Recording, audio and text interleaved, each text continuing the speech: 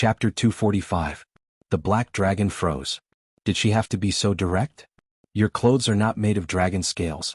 It's useless even if you wear them. Anyway, you have to take them off. Long Jin said seriously. Oh.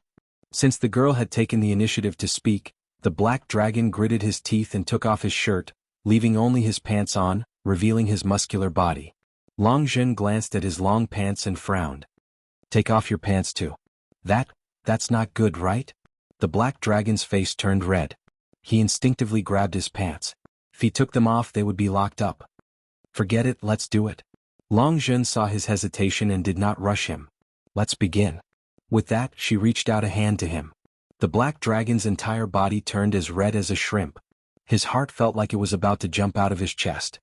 He could not help but reach out his trembling hand. It looked like he was about to grab this jade-like hand. Long Jin suddenly turned her palm and grabbed his wrist. Then she swung her hand forcefully. What? The black dragon only heard a gust of wind beside his ears. His entire body was thrown into the air. A huge dragon aura pressed down on him, forcing him back into his dragon form. Were all dragon ladies so direct? He didn't have time to react, and a scorching aura immediately hit him in the face. He looked down subconsciously, only to see a huge pool of lava below him.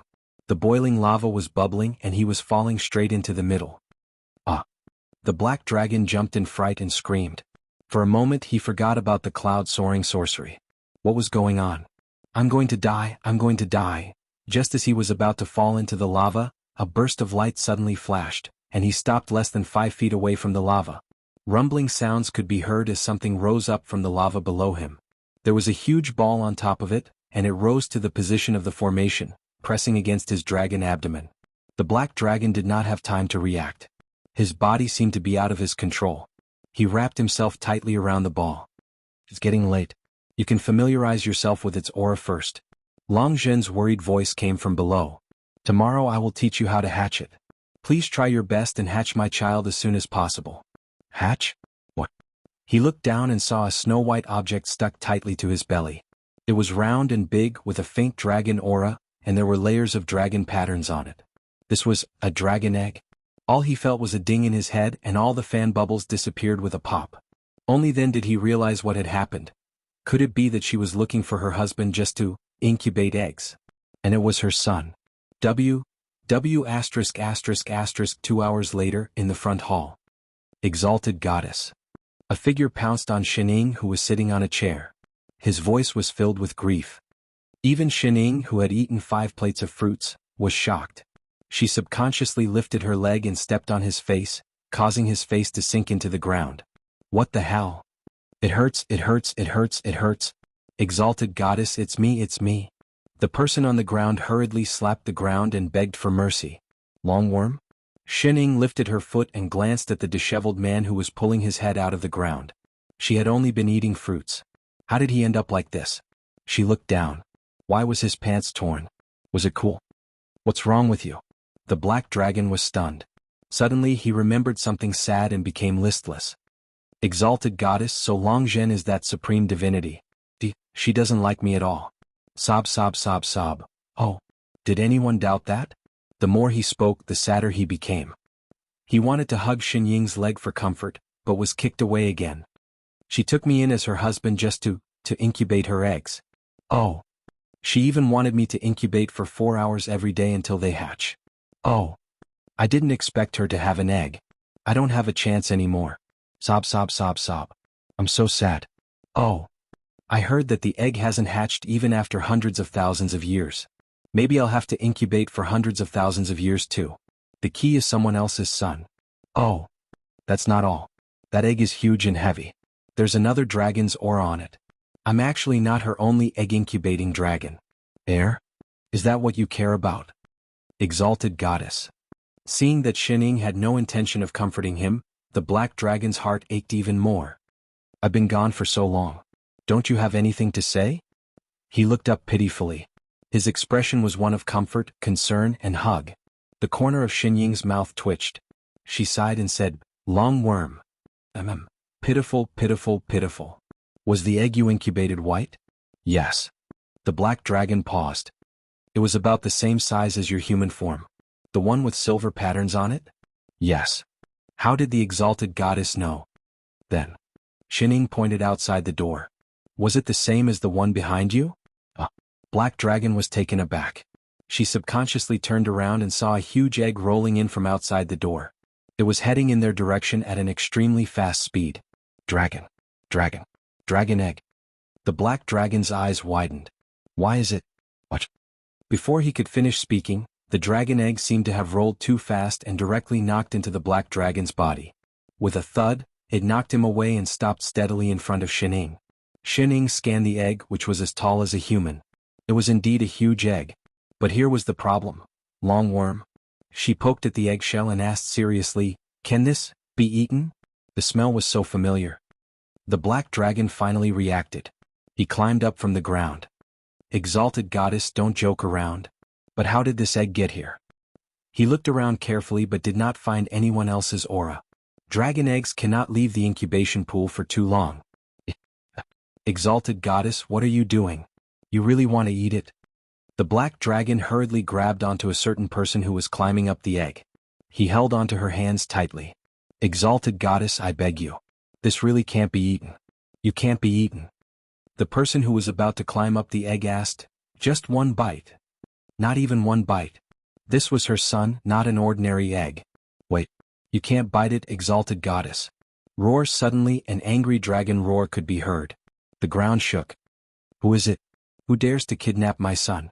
The Black Dragon's heart sank. It's over. Not far away, a huge red dragon silhouette shot into the sky. The entire sky seemed to have been set ablaze. It turned into a sea of red. Following that, dragons flew up from all directions. They seemed to be searching for something. That was Longzhen. I'm going to die, I'm going to die. Oh, greater than over equal to greater than over equal to. Oh. Chapter 246. The Black Dragon's heart tightened. Seeing that there were more and more dragons in the sky, he hurriedly raised his head and shouted, Supreme Divinity, the egg is here. The angry dragon in the sky paused and then looked towards the front hall. When she saw the egg at the side, her eyes widened. She immediately recognized the person on the ground. It's you. She opened her mouth and let out a dragon roar. Instantly, an overwhelming dragon aura pressed down on them.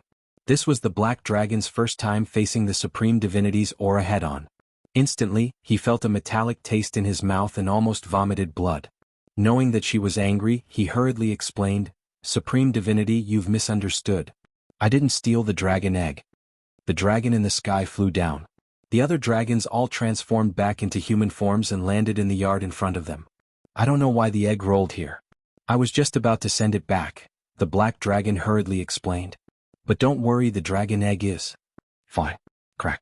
Before he could finish speaking, he heard something shattering beside him. He suddenly had a bad premonition. He turned to look and saw that the originally pure white eggshell had started to crack from the top. In the blink of an eye, the entire dragon egg was covered in wildfire. More and more of it was spreading. A certain foodie was standing beside the egg, holding onto the top piece of eggshell. The Black Dragon. Exalted goddess? Can't you trick me one less time? Little dragon. Longzhen screamed. Her eyes widened as she stared at the cracked egg. Instantly she exploded with anger. I'll kill you. With that, she transformed back into her dragon form. As if she had gone mad with anger, she forgot all about her spells and talents. She opened her mouth and bit down on the two of them, along with the entire front hall. Wait, Supreme Divinity. The Black Dragon wanted to say something, but it was too late. The sky filled with dragon aura pressed him to the ground. There was a rumbling sound all around. The front hall collapsed. Sharp dragon teeth pierced through the roof and descended from the sky. They were about to swallow the two people in the house. Shining, who was below, reached out and caught the longest dragon tooth above her head. The dragon's mouth remained open, unable to move. No matter how hard she tried, she couldn't close it. She swung her hand to the side, and with a rumble, the giant dragon was thrown to the ground. She pressed her hand on the dragon's head. Longzhen was shocked. She wanted to struggle, but she found that the hand on her head was extremely heavy. Her entire body was suppressed and she could not move. Calm down. An indifferent voice came from above his head with a slightly lazy tone. Only then did Longzhen see the woman in front of her. She paused, but realized that the woman was not looking at her. Instead, she was looking at the cracked egg beside her. He didn't know if it was because the other party was too calm, but for some reason the anger he felt from losing his son suddenly disappeared. He followed her gaze and looked at the dragon egg. The egg was still cracking and the cracks were like a spider web. Finally, with a crack, a piece of eggshell fell off, and a golden light shone from the egg. As more and more eggshell fell, the golden light became brighter and brighter. When the eggshell completely fell off, dazzling golden light spread in all directions. Even the sky that was dyed red by the lava turned a bit golden. This is... Long Zhen looked at the center of the golden light in disbelief. The dragon egg had successfully hatched. In the center, where the golden light was the brightest, a figure slowly formed. In a short while, a figure only as tall as Xin Ying's waist appeared in mid-air. The next moment, the golden light finally dimmed. Xin Ying subconsciously reached out and caught the falling figure. Looking down, she saw a child who looked about 6 or 7 years old. His eyes were closed and he lay naked in her arms. He was extremely skinny, and his cheeks were slightly sunken in. He was obviously not as nutritious as the giant egg from before. Here, give it to your son. Xin Ying turned and pushed the child towards the dragon's head. Long Zhen's reaction was extremely fast. In an instant, she returned to her human form and received the child. She looked at the child in her arms excitedly and nervously. Long, you're finally out. She hurriedly took out a long robe and wrapped it around the child's body. She looked at the child in her arms carefully, and a look of confusion flashed across her face. He can already transform. Why is he so weak? Maybe he's been holding it in for too long, Xin Ying suddenly replied. She waved the piece of eggshell in her hand. Long Zhen paused, then reacted. She immediately understood what Xin Ying meant. I'm sorry. Long Zhen has misunderstood you. Longer was too weak. There was no way he could break out of the eggshell on his own. He could only break it from the outside. But the dragon race had always been strong. There was no one who could not break out of the eggshell. The strange thing was that her son could transform into a human form in the egg. Why couldn't he break out of the eggshell naturally? And looking at how weak he was now, if he broke out of the eggshell any later, he might. Long Zhen did not dare to think further. As she channeled God power into the child in her arms, she looked at Xin Ying seriously. Thank you, fellow Taoist, for saving my son's life. How should I address you, benefactor? Oh, my name is Xin Ying replied casually. She continued to look at the eggshell in her hands thoughtfully. Fellow Taoist Shen. Long Zhen looked at her son gratefully. If fellow Taoist doesn't mind, can you stay in the Dragon Palace for a few more days? Let me thank you on behalf of Long. There's no need. She glanced at the child in her arms. I still need to find someone. Oh, who are you looking for? Perhaps I, Long Yuan, can help. Really? Of course. I'm looking for, exalted goddess? Before they could finish, the black dragon suddenly interrupted. There's no hurry to find someone. You two can talk, but can you not step on me? I'm still on the ground. Xin Ying, Long Zhen, when did he get on the ground? The two of them moved their feet. Long Zhen thought of her son in her arms. Fellow Taoist Shen, my son is too weak now. Let me bring him down to recuperate. I'll tell you more about the search later, alright? Alright. Xin Ying nodded. Long Zhen turned around with her son in her arms. She gave some instructions to the maidservants outside and was about to carry her son to the back palace. She stopped in her tracks and looked down. Her son, who had been sleeping soundly a moment ago, had opened his eyes at some point in time. He reached out a small hand from her arms and grabbed onto Xin Ying's sleeve tightly. Long Air, this is... Xin Ying's sleeve tightened. She paused. What? She was about to retract her hand when the child held on even tighter. He opened his mouth anxiously, as if using all his strength to make a sound. A moment later he said, Mas, to Xin Ying, Long Zhen, the black dragon. What was going on? The three of them were stunned. Even Long Zhen looked confused. She did not understand why her son would suddenly call him master, but she did not feel conflicted. She smiled and said, It looks like my son is fated with you. I have to prepare a big gift in advance. The black dragon could not help but say, This kid really knows how to talk. He knew how to suck up to someone powerful. Xin Ying frowned. She leaned closer to take a closer look at the skinny child in front of her. Suddenly she said, Chef? The child's eyes lit up. It was as if thousands of stars were shining in them. It really was him. She tugged at his little arm and tilted her head. Can you still cook? The child, who had just woken up, paused. In the next moment his little face puffed up. Unlike the weak master he had called her just now, he replied clearly, Yes. What a good chef. Long Zhen, the black dragon. Speaking of which, what did she say just now? Why did he not understand a single word she said? Chapter 247. 4 days later. Chef. Master. What's going on? I don't know. Perhaps it's as the god fiend said, the divine underworld is the highest level of the 3 realms. It's different from the mortal and immortal realms. So it makes sense that there would be some changes. Is there a way to solve this? I'm afraid it'll be difficult.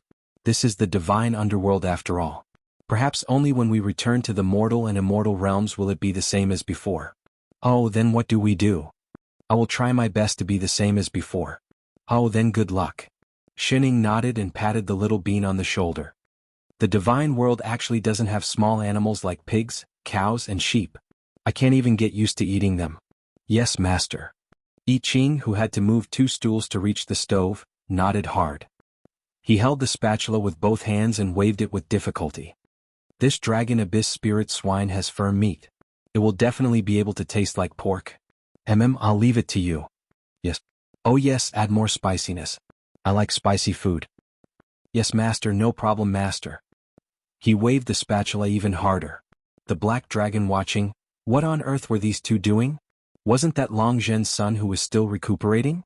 Why did he come here the moment he was able to walk? Why did he bring his own pots and pans and ingredients? And what's with the exalted goddess? It's fine if he doesn't have any sense of shame, but why is he holding a bowl and watching? He's almost drooling. What's with that well-practiced commanding tone? Look carefully. That person who's about to be buried in the pot is a child. A child. Doesn't your conscience hurt? Master, it's done. I Ching finally stopped waving the spatula. His 2 little hands struggled to pick up the plate that was wider than his body. All right, let's eat. Shining picked up the other dishes and was about to go out when she saw the black dragon standing at the door with a dumbfounded look on his face. Long Worm, come and help me carry the dishes. Oh. The black dragon subconsciously responded before walking in. With a stomach full of questions, he picked up the other dishes on the stove. Just as he was about to step out of the door, he noticed that a certain kid was standing on a tall stool, staring at the ground some distance away. His little face was scrunched up. Is he unable to get down? The black dragon hurriedly put down the vegetables in his hands and reached out to him. Why don't I carry? You get down. Before he could finish speaking, he suddenly raised his little hand and made a hand seal. In an instant, a white immortal sword appeared under his feet. With a whoosh, the sword flew in front of him. In the next moment, a soft but somewhat serious voice came from the room. Master, try the stir-fried spirit swine. The black dragon, who was about to reach out with both hands.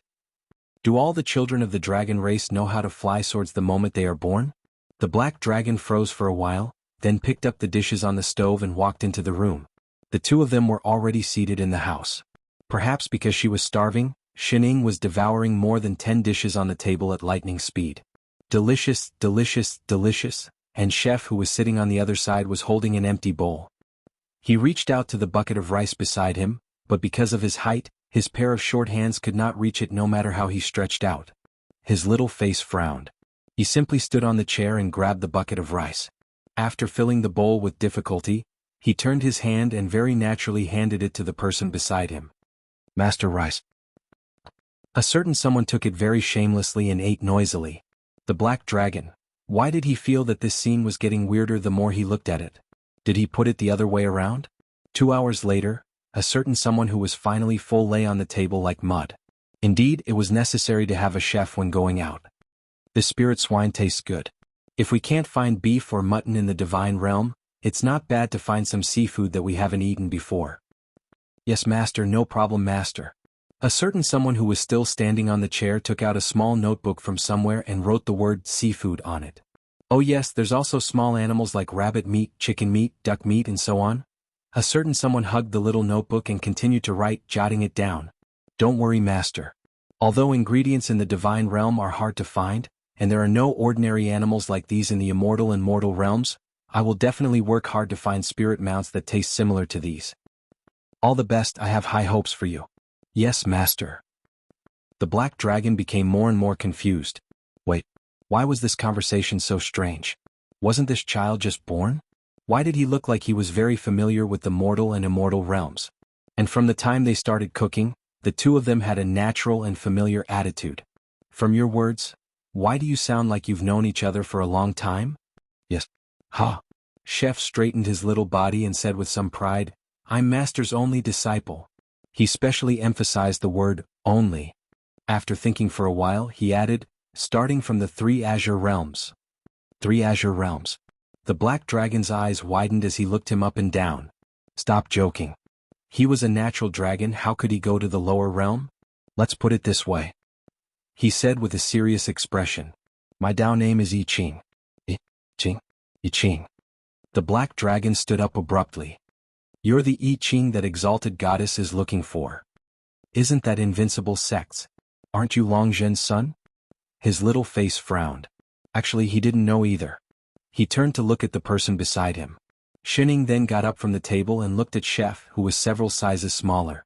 She said, I forgot to ask, how did you become like this? This matter. I don't know what happened.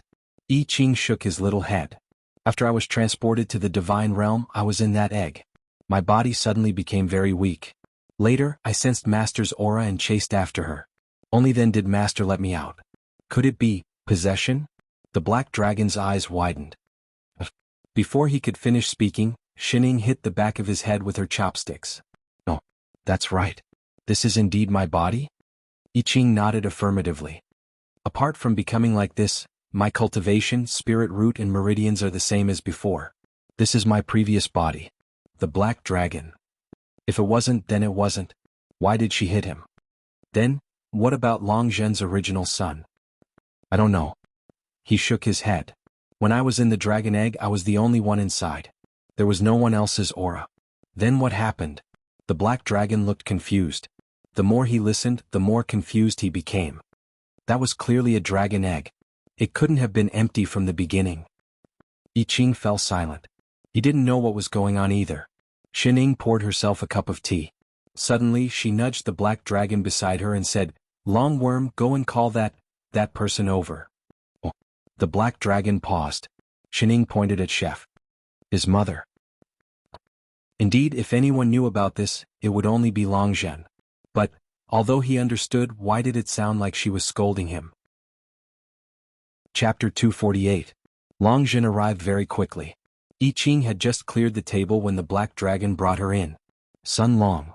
The moment they entered the room, Long Zhen's cold expression changed. She smiled like a loving mother and appeared in front of I Ching in a flash. She looked him up and down. Why are you here? You've just hatched and you're weak. You've only just woken up. You shouldn't be running around. Even if you want to cultivate as soon as possible, you don't have to be in such a hurry to meet your future master, right? She adjusted his clothes and reached out to carry him. How are you? Do you feel uncomfortable anywhere? Tell me. I Ching's expression froze. He hurriedly took a few steps back.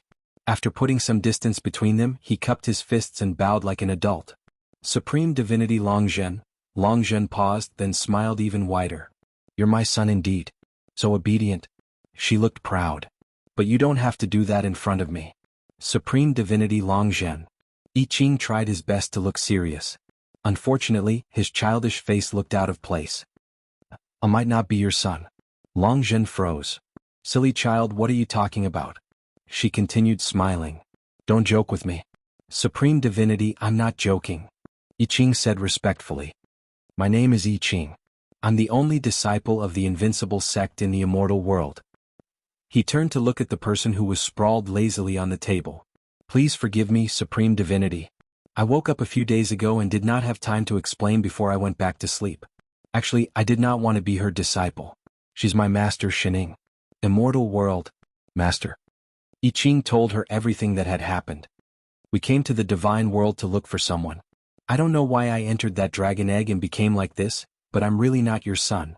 Long Zhen was stunned. She looked at her grown-up son and Shining beside him. Surprisingly, there was no sadness or anger on her face. Instead, she smiled at him. I see.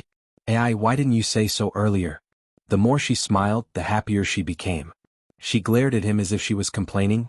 I was wondering why you've been so cold to me these past few days. Just as he recovered a little, he disappeared without a trace. So that's how it is. You still remember what happened in your previous life? This time, it was the other's turn to be at a loss. Previous life? What does that mean? Long air. She turned to look at I Ching's face. Her eyes darkened, filled with complicated emotions. It was as if she was looking at something else through him. She did not speak for a long time. This face, it was clearly. I Ching frowned and called out, "Supreme Divinity Long Zhen." Long Zhen paused for a moment before reacting. She smiled awkwardly and continued, "There's no need to doubt it. You are indeed my son." As if she had thought of something, she clenched her fists and hesitated for a while before saying in a low voice, "When you were born, you were different from others. The dragon energy on the dragon egg was sparse, and the dragon soul was extremely weak. I heard that the power of reincarnation can nourish your dragon soul, so you sent him into samsara?" Xinying's eyes narrowed. "Just like Shorty?" "Yes." She nodded. "After I sent his dragon soul into samsara, I searched for male dragons in the clan and nourished the body inside the dragon egg with dragon energy every day. I had planned to summon his soul back after his dragon soul had recovered. But I did not expect you to cultivate your mortal body into an immortal body and come to the divine world. Everyone who goes through samsara will forget their past lives. Even if I summon your dragon soul back to the divine world, you would have to go through samsara again. That's why I thought you had forgotten about it too." She looked at I Ching again and something flashed across her eyes. "But I did not expect you to come back so early. What's more, you ascended directly from the divine world. Whether it's the dragon body in the egg or your immortal body after reincarnation, they are both your bodies. It's normal for them to be connected. Perhaps because of this, you have become one with the dragon body in the egg." Two became one. Xining and I Ching exchanged a look. But they did not ascend here. They were smuggled here by god fiends. "So you are indeed my long heir." Long Zhen stepped forward and looked lovingly at the shrunken I Ching. She exuded the glow of an old mother. "I personally sent your dragon soul down to the lower realm. I cannot be wrong." I Ching stiffened. He did not know if he was not used to her overly enthusiastic attitude, but he took another step back. That meant that his previous body had become one with the egg. Was he a human or a dragon now? "Why can I still sense the immortal bones in my body, even though my body has become like this?" His cultivation level, his spirit root, and even his sword intent were the same as before. "There is no dragon power." Long Zhen's smile deepened. "You have never sensed dragon chi before, have you?" "Dragon chi?" I Ching hesitated. He subconsciously released his divine perception. Immediately an unfamiliar aura surged in. He felt his sea of consciousness ring and something open. His body flashed with golden light. The next moment, the little bean on the ground disappeared, and a shining golden dragon appeared in the room. In an instant it broke the roof and the broken tiles fell to the ground. "Master." I Ching subconsciously turned to block Xinying's head. This caused the room to become even more ruined. In an instant, everything fell to the ground. Everything happened too quickly. By the time they reacted, only Long Worm and Long Zhen were left on the ground, their heads covered in dust. The giant dragon had already retreated a short distance away and was carefully coiling around Xining. Although the dragon was not as tall as Black Dragon and Long Zhen, its entire body seemed to be bathed in sunlight. It was blinding. Golden dragon.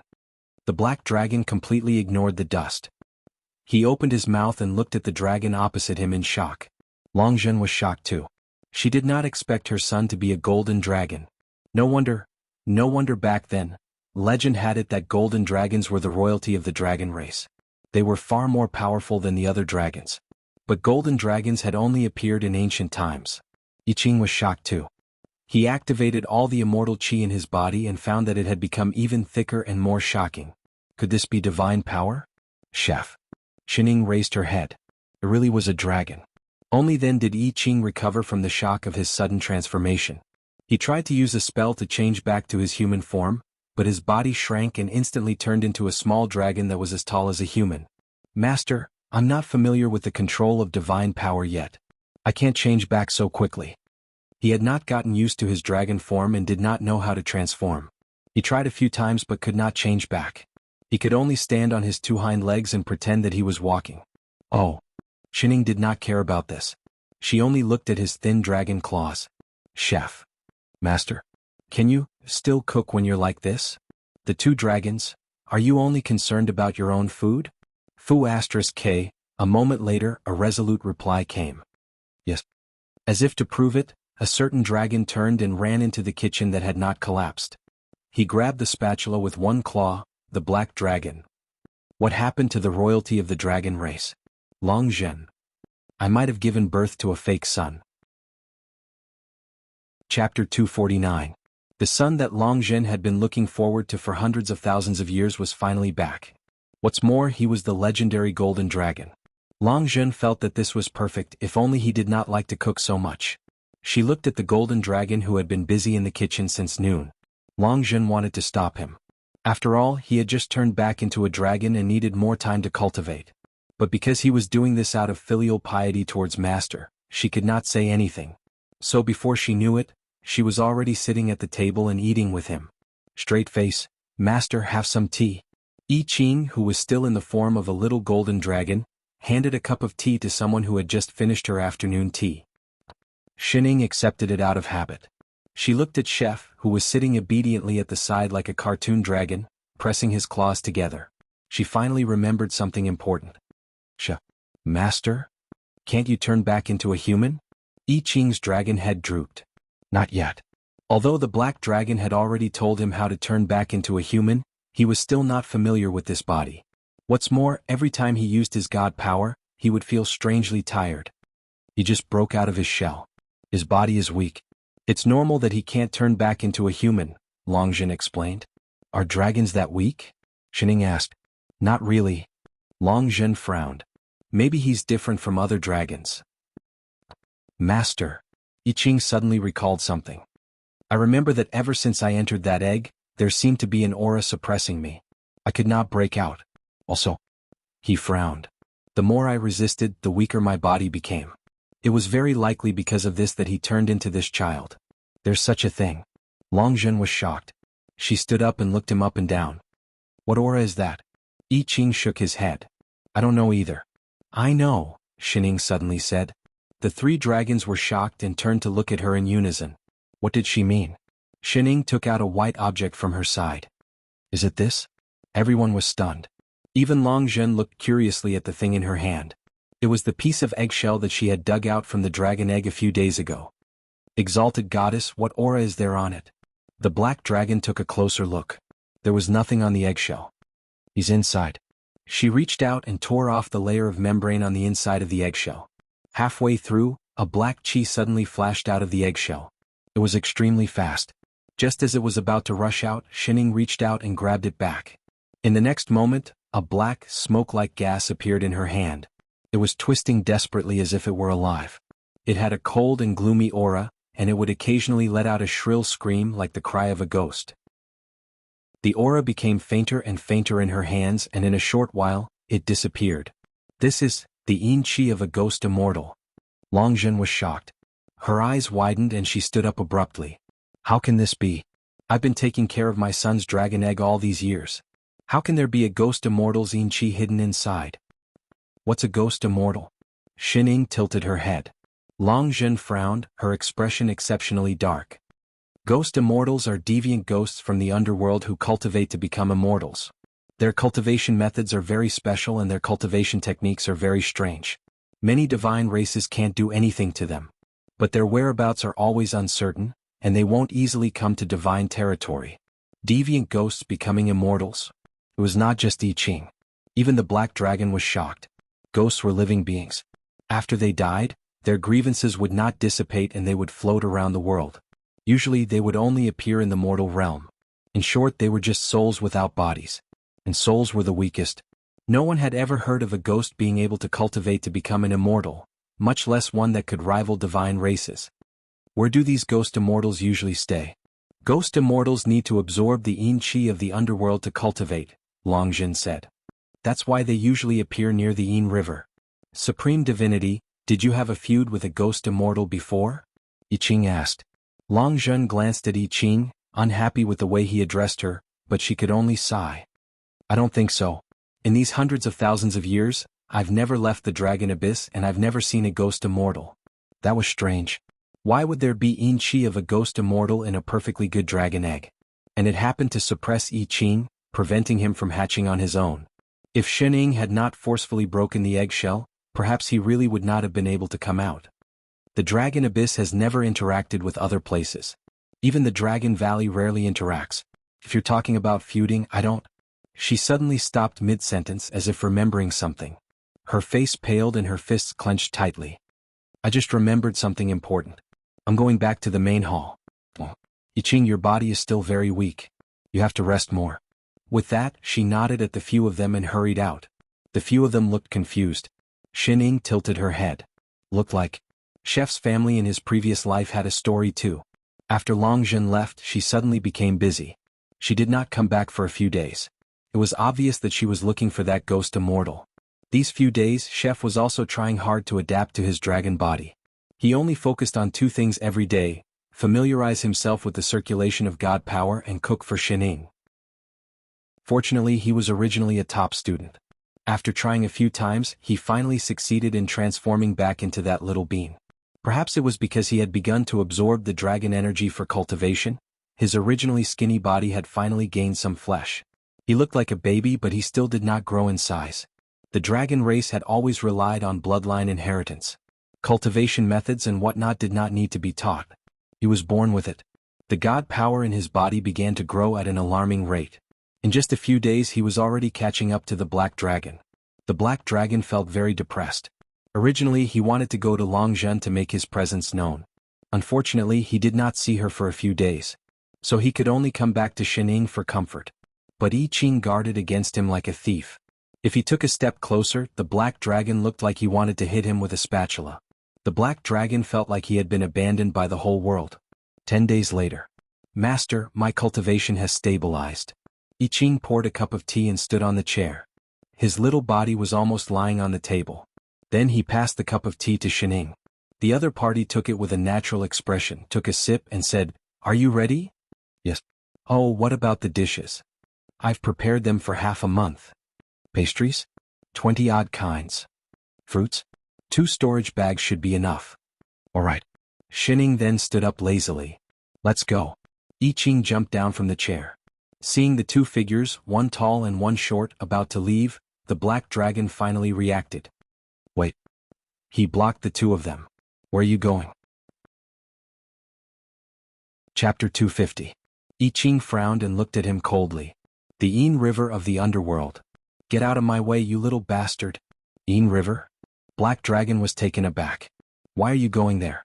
When did you decide that? Why don't I know anything about it?" "I don't even know you." "Not familiar?" The black dragon felt as if his heart had been stabbed by a knife. He looked at Xining and cried, "Exalted goddess. Didn't you say I'm your little cutie?" "We're going to look for Shorty," Xining explained. "Shorty?" Oh. The black dragon was stunned. After a while, he remembered that this was one of the 3 people that the exalted goddess was looking for. "Exalted goddess, you know where she is?" "Yes." Xining nodded. The yin chi on the eggshell was exactly the same as the one on the flower in Shorty's room. "In the netherworld?"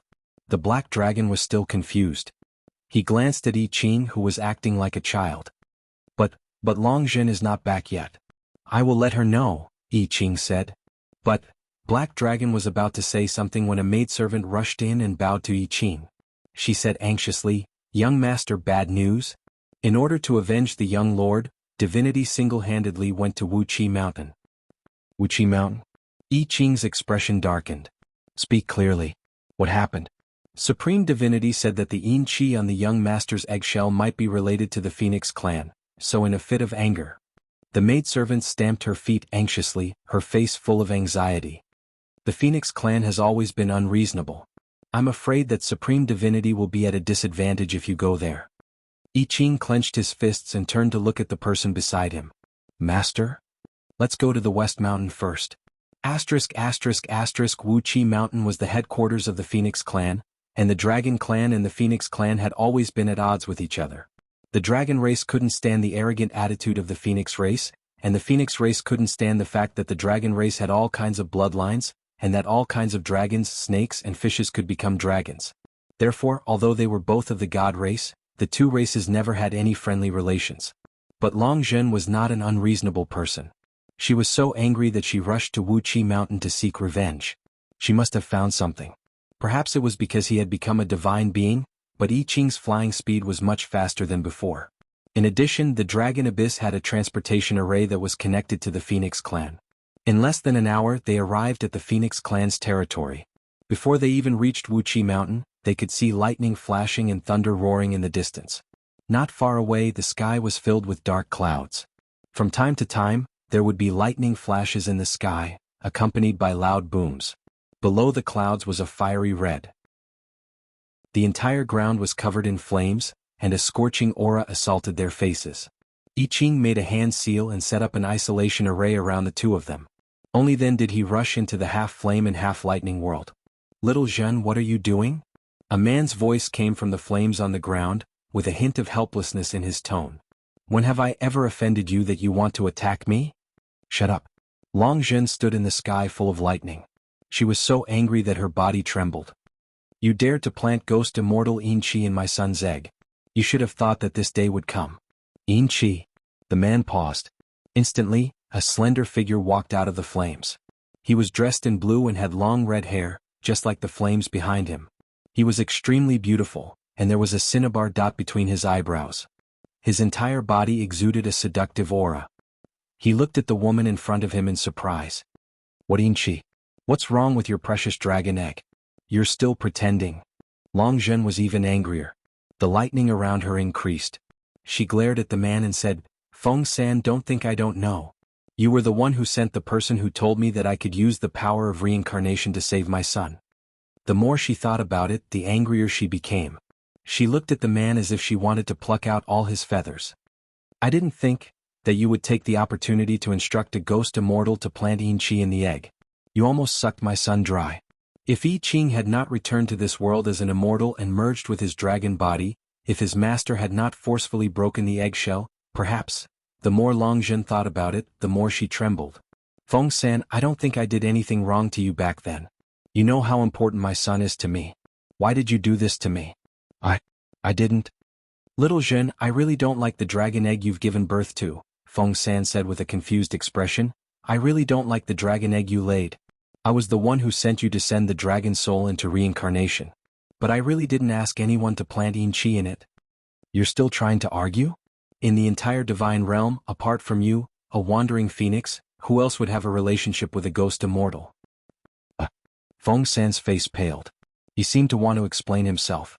Long Zhen obviously did not want to listen to him anymore. The lightning around her became even fiercer. Like a sharp blade, she attacked Feng San. Feng San could only dodge and summon a wall of fire to block the lightning. "Little Zhen, listen to me. Why would I harm you?" "Shut up." Long Zhen's attacks became more and more intense. She attacked as if she was going to die. At first, Feng San could still defend himself. But as time went on, he found it harder and harder to defend himself. Just as he was about to be hit by the lightning, a defensive array appeared in front of him. It absorbed the attack and reflected it back at him. Long Zhen could not dodge in time and was hit. "Little Zhen." Feng San was shocked. He did not expect this to happen. He tried to fly forward in a panic. Long Zhen took a step back and covered the area where she was hit. She gritted her teeth and endured the pain in her chest.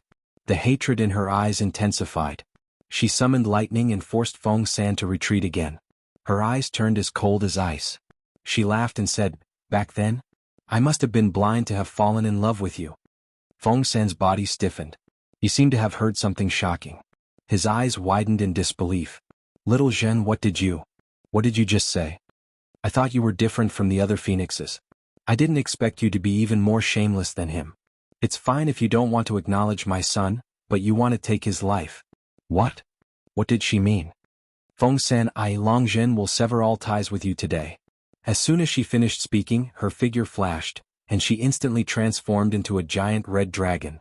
The white lightning around her also turned red, and she charged downwards like a red lightning dragon.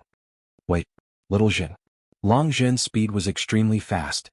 With a loud boom, the entire sky was filled with red lightning. Shining and I Ching. A while later, Chef Shining bent down and patted his little shoulder comfortingly. "You seem to have another father. I Ching. Son of AB*TC. Chapter 251. The next moment, the cry of a phoenix could be heard. A huge phoenix appeared on the ground. It was covered in rainbow-colored feathers as if it was draped in rainbows. With a flap of its wings, it immediately dispersed the surrounding lightning. Its long tail feathers directly wrapped around the dragon's body, binding it tightly like a chain. As if it didn't want to hurt the dragon, it retracted its wings and hugged the dragon in front of it. Let go of me. Long Jin screamed, but no matter how hard she tried, she couldn't break free from the other party's control. She had no choice but to turn back into her human form in a flash. Feng San reacted faster than her. He turned back into his human form and held onto the dragon. Using his larger size, he turned around and pinned her to the ground. I'm not letting go. Long Zhen was furious, but she could not move. Even her god power was being suppressed. Feng San, you bastard. Little Zhen, what did you just say? Can you say it again? Feng San looked at the person under him excitedly. His eyes were overflowing with affection. Did you just say that you like me? Little Zhen, you like me, right? Get lost. Long Zhen glared at him, her eyes filled with anger. I hate you. I wanted to pluck all your feathers off 160,000 years ago. Little Zhen. His expression darkened. He buried his head in her neck. But I like you. I've liked you since I was young. T. Long Zhen did not believe him. You don't even acknowledge your own son. How dare you say you like me? That dragon egg is really mine? Feng San still couldn't believe his ears. It had been so many years, and little Zhen had been guarding that egg to her death. He thought she had never fallen for him. That was why he did not dare to look for her. He did not expect that the egg was actually his. How could this be? I thought what? Long Zhen's expression turned colder. She laughed mirthlessly. You were the one who abandoned us and returned to Wuxia Mountain without saying a word. Why are you still pretending now? No? I don't know. I really don't know. Someone told me. Get lost. Long Zhen did not want to listen to him and began to struggle with all her might. Either you kill me or let me go. No, I won't let you go. Feng San hugged her even tighter. I've already lost you once. I won't let you go again. You bastard, let go. No. Let go. No, I say. Suddenly, a hesitant female voice sounded from the side. The two of them subconsciously turned their heads and saw two figures, one big and one small, squatting beside them. They looked at the two of them with constipated expressions. That. The corner of Xinying's mouth twitched. Let's flirt. Don't put on a show, okay? She would lose fans if she continued to act melodramatic. Long Zhen, Feng San, Phoenix Perching Palace. Feng San stared at the child in front of him, who did not even reach his waist. His eyes, nose, and mouth were so excited that stars seemed to float out of his eyes. The more he looked at him, the more he felt that he looked like himself. This was actually his child. It was his and little Zhen's. He stared at the child even more intently, not daring to blink for fear that he would disappear. His mouth opened and closed a few times before he managed to squeeze out two words. Call me daddy. Blat. Xining could vaguely hear the sound of something breaking. The corner of I Ching's mouth twitched. With a swoosh, an immortal sword appeared in his hand. Master, can I kill him? Xining, calm down, chef. No matter how melodramatic it was still his own child. The kind that could not be cooked. Long Zhen, who was sitting on the other side, laughed coldly. She still looked indignant. Why do you have to pretend to acknowledge us now? Feng San's face paled. He sighed and turned to walk toward her. Little Zhen, stop right there. Long Zhen glared at him. Stay away from me.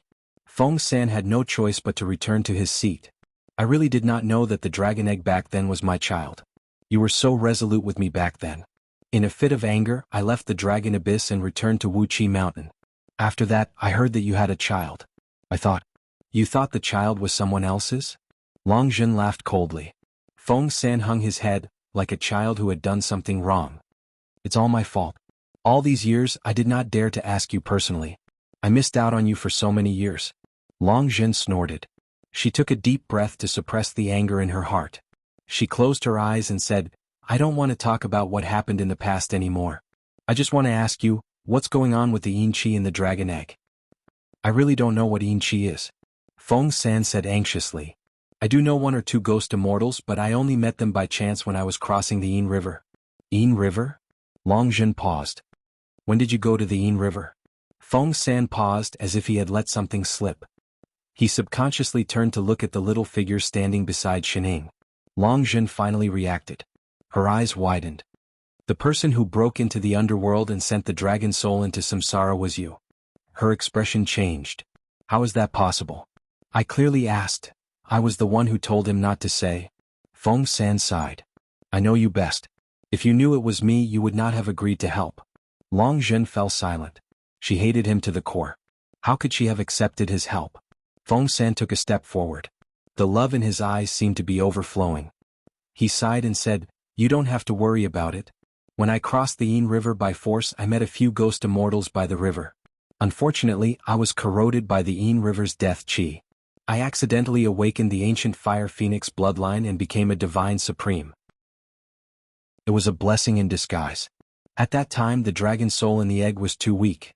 It could not withstand any reincarnation sorcery. That was why it could only be sent to the underworld's reincarnation stage. To get to the reincarnation stage, one had to cross the Yin River.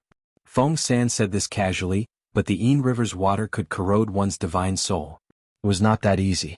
He must have had no choice but to forcefully awaken it. Long Zhen frowned. She could not tell what she was feeling. She thought that he had let her down and then left the dragon abyss because he did not want to acknowledge their children. She did not expect that he was the one who sent the dragon soul into samsara. I really don't know what happened to the Yin Chi in the dragon egg. Feng San lowered his voice and said carefully, but I promise you that I will help you find out. How about that? Long Zhen glanced at him. A complicated look flashed across her eyes. A moment later, she calmed down and returned to her usual coldness. There's no need. She closed her eyes. When she opened them again, her expression was resolute. On account of how you sent my son into samsara, I will let bygones be bygones. I will look into the Yin Chi myself. With that said, she stood up and prepared to leave. Little Zhen. Feng San panicked. In a flash, not only did he appear in front of her, but he also conjured a seal to freeze Long Zhen in place. He hugged her and said, I will never let you leave me again. All these years, you have always been the only one in my heart. Long Zhen stopped in her tracks. Her expression was still cold, but her hands started to tremble. Feng San continued, Little Zhen, let's not miss each other again. Please trust me one more time, okay? Supreme Divinity. Just as he finished speaking, an announcement came from the door. The 438th Madam has arrived. Should I arrange for her to go to the rear hall? Feng San, Shening, I Ching, AI. The slap in the face came too fast. It was like a tornado. Intersection, intersection, intersection, intersection, intersection, intersection, intersection, intersection. Chapter 252. Feng San. Long Zhen's body crackled. You bastard. Little Zhen, listen to me. It's not like this. It hurts. Little Zhen. Screams rang out in the hall one after another. The master and disciple who were drinking tea calmly. Master. Yes. Should we stop them? There's no need. It had been a long time since he had watched a melodramatic family drama. It was quite refreshing. We haven't started tearing down the house yet. There's no rush. Yes, master. No problem, master. Why are you sharpening the knife? Sharpen it first. We might need to use it later. He was afraid that he would not be able to control himself and destroy this pair. Half an hour later, the two of them finally stopped. Perhaps because he was in the wrong, Feng San turned into a punching bag. No matter how Long Zhen attacked him, he had no intention of resisting. It became a one-sided beating by Long Zhen. Perhaps he had forgotten to use his sorcery, but the house did not collapse. The tables and chairs in the house, other than the one that I Ching had specially used an array to protect, were all torn to pieces. Feng San was already beaten beyond recognition. His handsome face was now swollen like a pig's head. He looked weakly at Long Zhen, not forgetting to explain, Little Zhen, it's really not what you think. Get lost. Long Zhen could not suppress the anger in her. She kicked him again. Everyone in the divine realm knows that you, Supreme Divinity Feng San, are a playboy. All the goddesses in your backyard are competing with each other for beauty. She must have been crazy to believe his nonsense. Little Zhen, believe me. This is all a misunderstanding. I did not touch a single one of them. Humph, I couldn't tell that you were a man who cherished women. Long Zhen's gaze turned even colder. Keep lying. Right, isn't the new wife here? Why isn't she coming in? I can still drink some wine at the wedding. Feng San wanted to say more, but Long Zhen had already turned and walked out. Soon she pulled someone in. That person was dressed in a red wedding gown and had a veil over her head. She was slightly taller than Long Zhen. Little Zhen. Feng San crawled up from the ground. Listen to me. The person who brought her here said that she is a stunning beauty. Long Zhen continued to smile. Even I am a little envious of your luck with women. I'm sure you won't mind. Let's take a look. After saying that, she pulled down the veil, revealing an exceptionally beautiful face. She was indeed stunning, with sharp eyebrows and red lips, full of heroic spirit. Especially her eyes, which were especially bright, as though they were shining with light, looking exceptionally familiar. Puff. The master and disciple duo who were drinking tea couldn't help but spit out 2 mouthfuls of tea. Holy shit. No way. As expected of peerless beauty. Long Zhen glanced at the person in front of her. She could not help but feel a chill in her heart. She directly stuffed the veil in her hand back into the other party's hand. Then let the two of you. Before she could finish speaking, her eyes widened, as though she had discovered something. The bride, who had been standing quietly a moment ago, suddenly moved in a flash. She grabbed Long Zhen in front of her, an immortal sword pressed against her neck. At the same time, an array appeared beneath them. Don't move. If you don't want to die, take me away from this godforsaken place. Little Zhen. Feng San was shocked. His expression darkened. If you dare to hurt her, I will tear you into pieces. The person's hand conjured a gust of black qi. If you don't want her to die, step back. This is In Qi. Who are you? What do you want? Could this person be a ghost immortal? Feng San's hand, which was about to cast a spell, paused. He looked anxiously at the person in his grasp. Little Zhen, don't be afraid. I will save you. Who needs you to save me? Long Zhen seemed to have lost her mind from anger. She ignored everything else and forced her way through the array. Lightning appeared on her body again and she attacked the person behind her. The person holding her was caught off guard and was forced back a few steps. Even the Yin Qi in his hand dissipated. The two of them were shocked. This was not Yin Qi. The person's expression changed. He turned and tried to rush out of the hall. Where do you think you're going? Feng San snorted. An array lit up at the door, blocking the exit.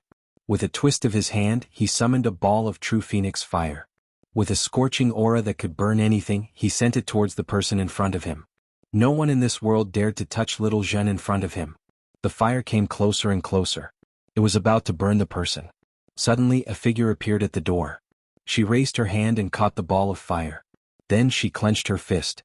With a sizzling sound, the true phoenix fire was extinguished. Feng San, Shining turned to look at the person in the bride's makeup. She raised her hand and called out, "Hey, Father Niu." Lone Moon, who had just escaped death, froze on the spot. A moment later, a roar reverberated through the entire hall. "Hey, my ass." He swung the sword in his hand at the person's head. "Where the hell did you go?" Ouch, ouch, ouch, ouch.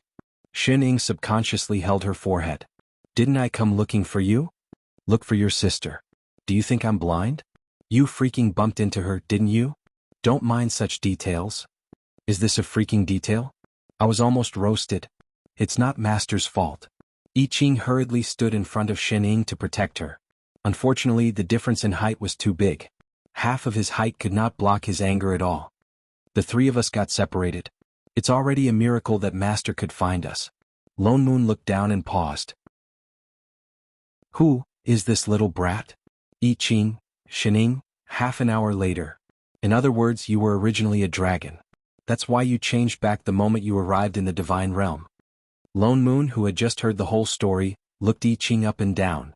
Yes. I Ching nodded. The corner of Lone Moon's mouth twitched. No wonder this fellow cheated all the way.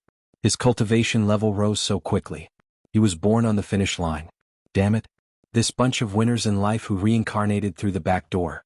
I can't catch up even if I work myself to death. Father Niu actually. Xin was just about to speak. Shut up. Lone Moon turned and glared at her. You were born on the podium. You have no right to speak. Long? I Ching. Long Zhen could not help but ask, since this fellow Taoist is familiar with you, it must have been a misunderstanding. How should I address you? I Ching subconsciously replied, He's Niu. I'm Lone Moon. Niu my ass. He cupped his fists and bowed. I'm sorry. I was not clear about the situation before. I offended you. I hope Supreme Divinity will forgive me. It's all right. Long Zhen shook her head nonchalantly. Why are you here? I Ching asked. He even glanced at his wedding dress. He even changed into a woman's appearance and became a bride? If not for the fact that his face did not change and that they were too familiar with his aura, he and Master would not have recognized him at first glance. The corner of Loneman's mouth twitched. He frowned. A moment later, he sighed and said, "I found Shorty." Chapter 253. I Ching and Shining were shocked. They asked, "Where is she? Where is she?" "Don't worry, she should be fine now." Lone Moon frowned. "When I first arrived in the divine world, I was near the underworld.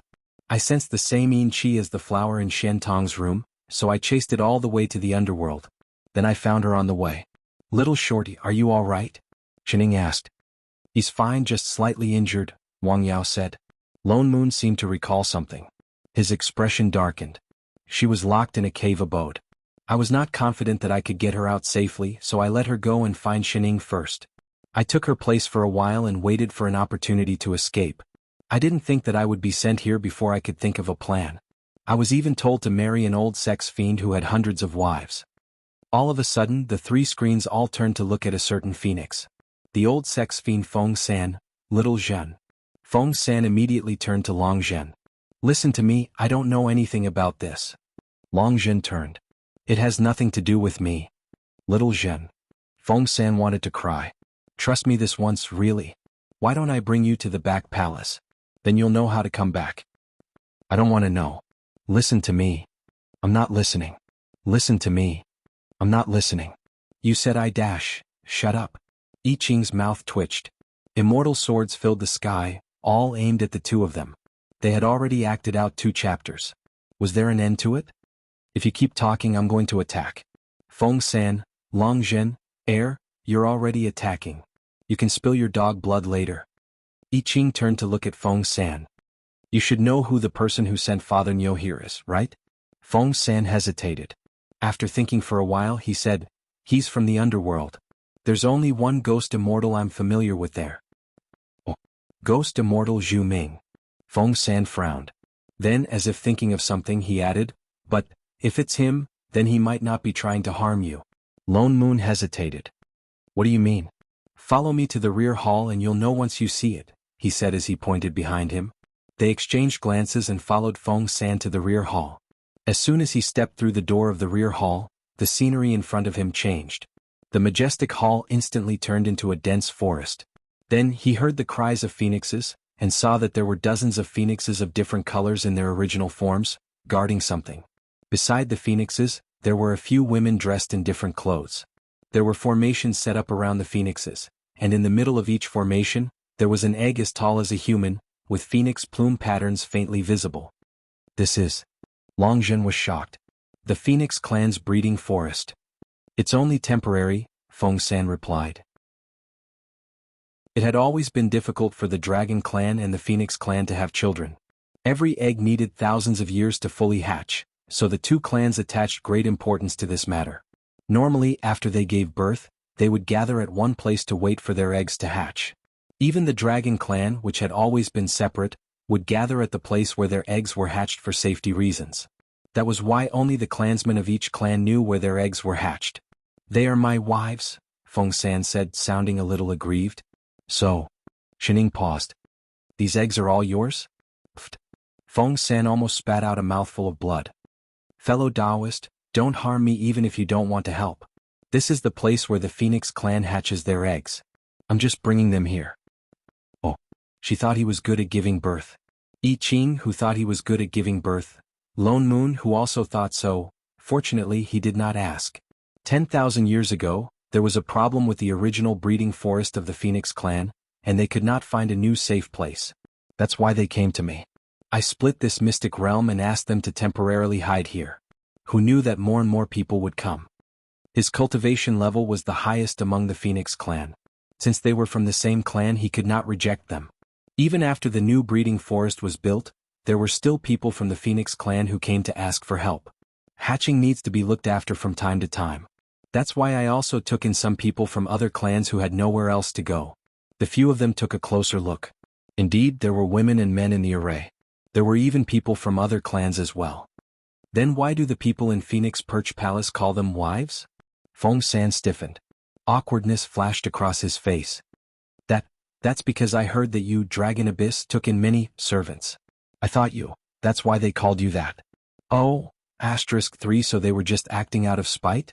One found a bunch of servants to incubate dragon eggs, the other found a bunch of wives to incubate phoenix eggs. In a sense, these two were a match made in heaven. Long Zhen did not reply, but the anger on her face dissipated a little. The people in this mystic realm are all prepared not to leave until all the eggs hatch. That's why the people here have nowhere else to go. They just want to seek shelter. Feng San looked at Lone Moon and said, "That's why Zhu Ming wanted to send your friend here. Perhaps he wanted her to stay away from something. I think the one who wants to harm her is someone else." The three of them stiffened. "Father Nyo, where is little Shorty now?" Shining asked. Lone Moon paused. He quickly retrieved a transmission amulet and sent some immortal chi into it, but there was no response at all. How could this be? I told her to wait for me in a dense forest nearby. Let's go take a look. With that, Shining turned and walked out the door. The others glanced at each other and immediately followed. Lone Moon pulled her back. "Shining, it's this way. You have no sense of direction. Don't rush ahead." Lone Moon and Little Shorty had agreed to meet in a dense forest about 50 kilometers away from Wuxia Mountain. The forest there was dense and it was very well hidden. Coupled with the chaotic aura outside the forest, it was very difficult to find them there. But, shit. Lone Moon looked at the destroyed forest in front of him. There was still some yin chi lingering on the ground. They had only been gone for less than an hour. I'd better ask Zhu Ming about the situation. Feng San looked at the few anxious people and hurriedly conjured a water mirror. A moment later, the image of a middle-aged man dressed in black appeared on the water mirror. He was surrounded by thick death chi, but his face was exceptionally peaceful. There was even a hint of a smile on his lips. "Feng San? Why are you so free to contact an old friend? Did you receive the gift I sent?" "Brother Chu, can you tell me why you sent that woman to me? What exactly happened?" Feng San asked. "Why did something happen to her again?" Zhu Ming was shocked. "Again?" Feng San paused. Chapter 254. Zhu Ming frowned and sighed. "That day, I sensed a special aura in the divine underworld. I followed it and realized that it was immortal chi. Then I saw that woman.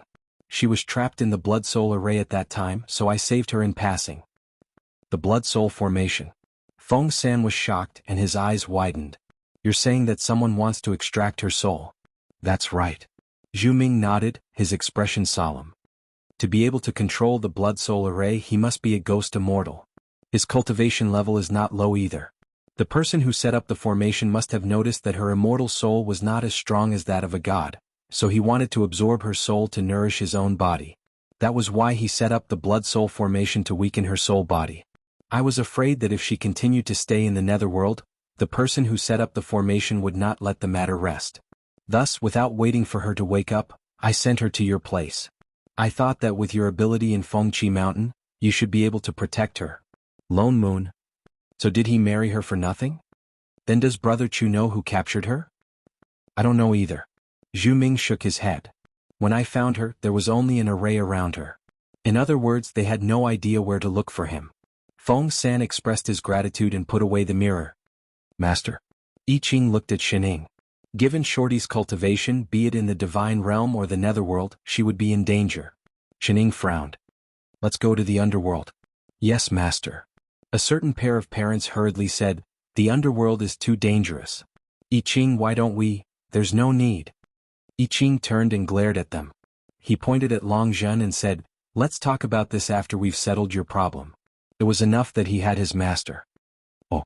Disappointed asterisk 2, she felt sad and felt that her master had given birth to her son. The netherworld was the place where the dead souls of the three realms were born.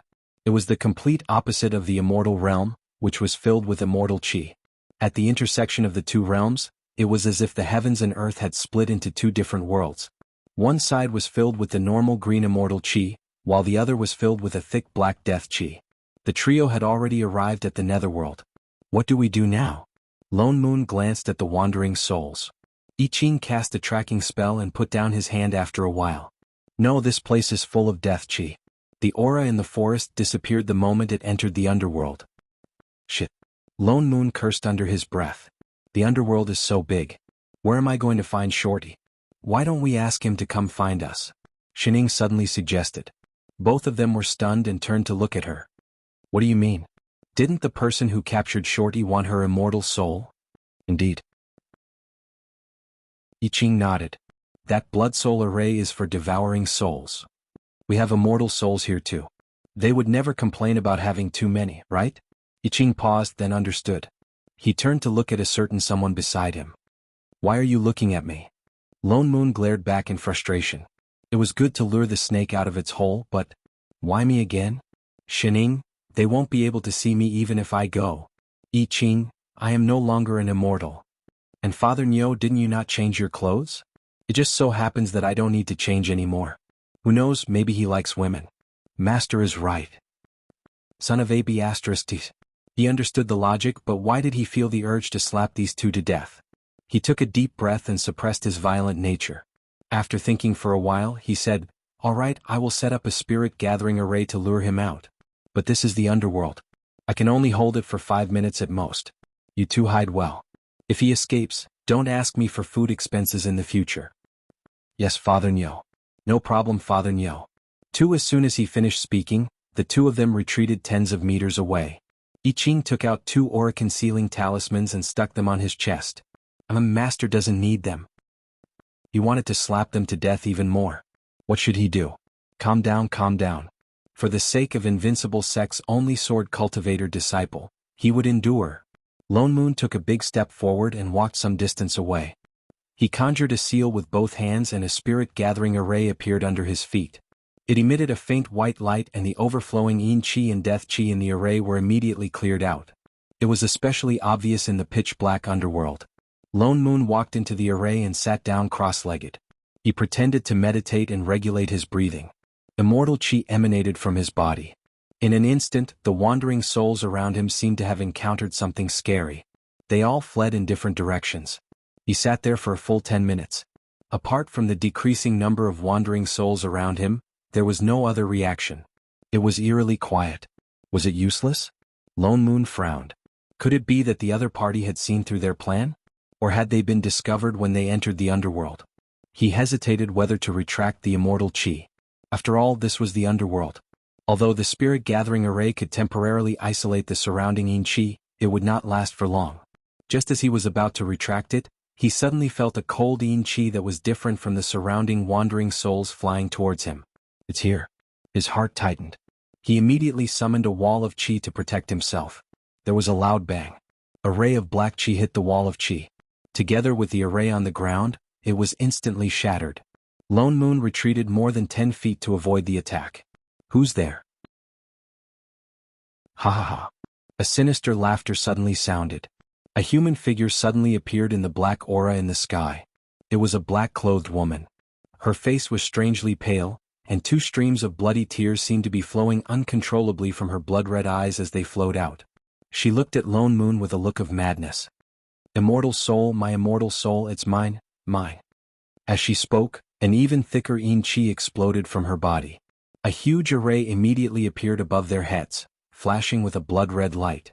Blood soul array. Lone Moon was shocked. He turned and shouted, Shining. The next moment, a rain of swords appeared in the sky and attacked the ghost immortal in the sky. The swords pierced through the heavy yin qi and the figure in the sky. Several holes appeared on the woman's body. Even half of her head was missing. Yet she did not seem to feel anything. She turned around and looked at Lone Moon with her blood-red eyes. Her body, which had been pierced through, was instantly restored to its original shape. Immortal soul, my immortal soul. With that said, she turned and pounced in Xin Ying's direction. The yin qi that was even stronger than before covered the sky and earth. Lone Moon was shocked. He hurriedly reminded, Shining, be careful. She doesn't have a physical body. You're grabbing, bam. Before he could finish speaking, the ghost immortal was pressed to the ground by a certain someone. Shining turned to look at him. Father Nyo, what did you say? No, nothing? Mother asterisk Kerr. Immortal soul, immortal soul. The ghost immortal was pressed down by Shining until she could not move. Yet she still stared in the direction of Lone Moon and I Ching, unwilling to give up. Lone Moon hurried forward and asked anxiously, where's the other person from the immortal realm that you captured earlier? Yet the ghost immortal did not seem to hear him at all. She only tried to squirm out of Xin Ying's hands and pounced toward Lone Moon. She was even crazier than before. This woman. What's wrong with her? Chapter 255. Lone Moon frowned. Suddenly recalling something, he turned to the person beside him and said, "I Ching, check her soul." I Ching nodded. He bent down and channeled some god power into the woman's glabella. A moment later, his eyes widened in shock. She doesn't have a primary soul. Indeed. Lone Moon's expression darkened. The primary soul was the most important part of a soul. Without it, a person would not have any consciousness. They would only act on instinct. She was no different from a wandering soul. But why would she attack them? And her target was clearly the immortal soul. So you guys are here. It took me a long time to find you. Just as he was thinking about it, a familiar voice rang out. A figure dressed in black, similar to the woman's, landed in front of the three of them. Your ghost immortal Zhu Ming. Lone Moon recognized him as the man in Feng San's water mirror. You know me? The newcomer nodded in surprise. He was crying tears of blood just like the woman on the ground, but his expression was not as crazy as hers. Instead he cupped his fists and bowed. I'm Zhu Ming. Greetings, fellow Taoists. My old friend Feng San said that you guys entered the underworld to look for someone. He asked me to help you. So it was that couple who called him. Lone Moon heaved a sigh of relief. Thank you, fellow Taoist. You're too polite. My old friend Feng San's friend, I'm naturally, Mother Feng. Halfway through his sentence, his eyes widened as he looked at the female ghost immortal. Fellow Taoist Zhu, you know her? Lone Moon asked. Mother Feng, it's really you? Zhu Ming stepped forward anxiously. He looked at the crazed woman and looked up at them. What is going on? We wanted to lure out the ghost immortal who kidnapped our friend. Lone Moon explained what had happened. But it was her. How could this be? He looked shocked. Although Mother Feng has lost her consciousness, she has always. He stopped mid-sentence and scanned Lone Moon from head to toe. Could it be that you still have an immortal body? Lone Moon exchanged a look with the other two and nodded. I do have an immortal body. I see.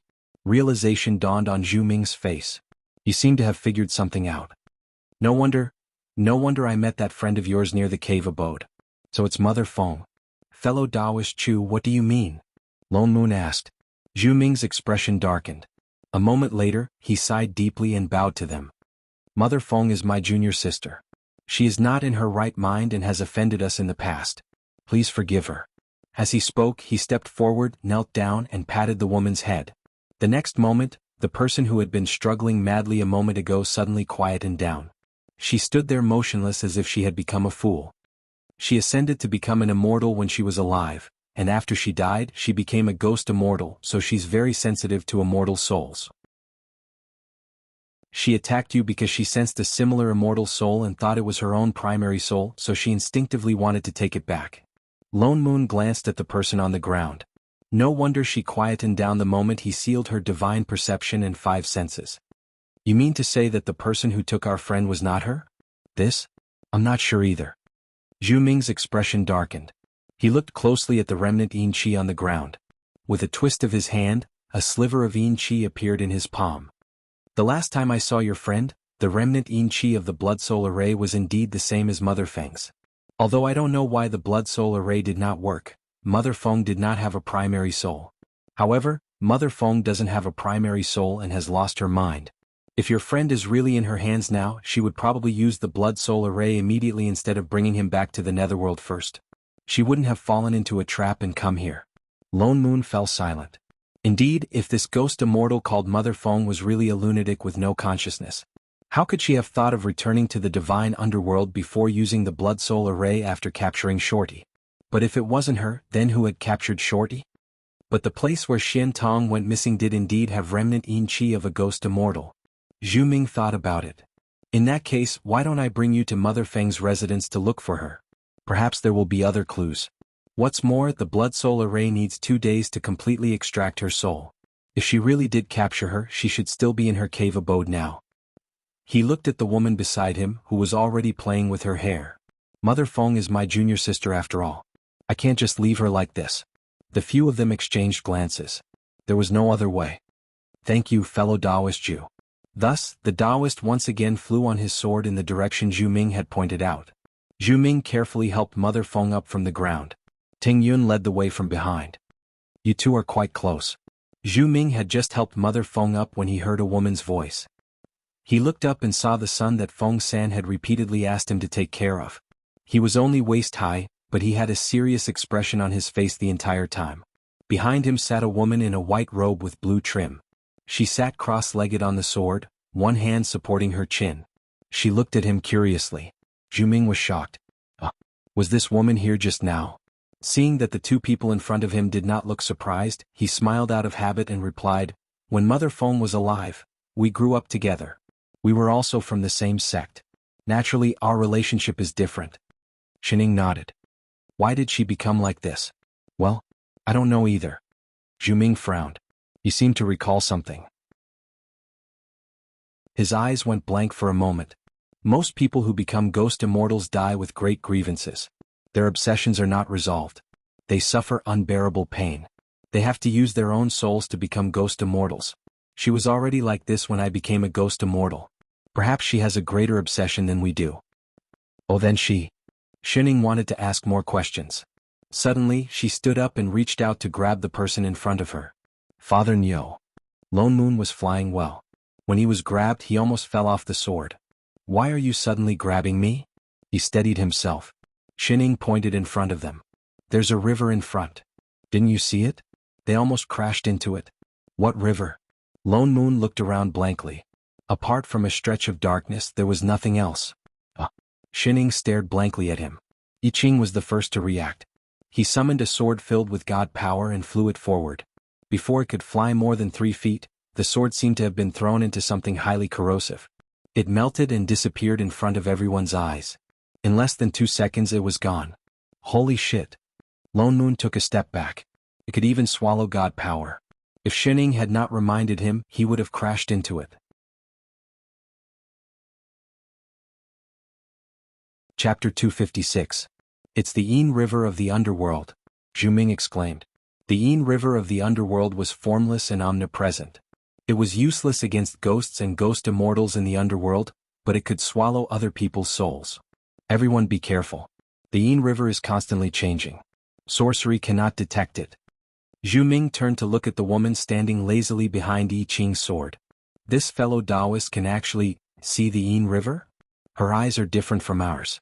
Lone Moon gave Zhu Ming an unreadable look. One had to get used to the cheat's eyes. Let's hurry.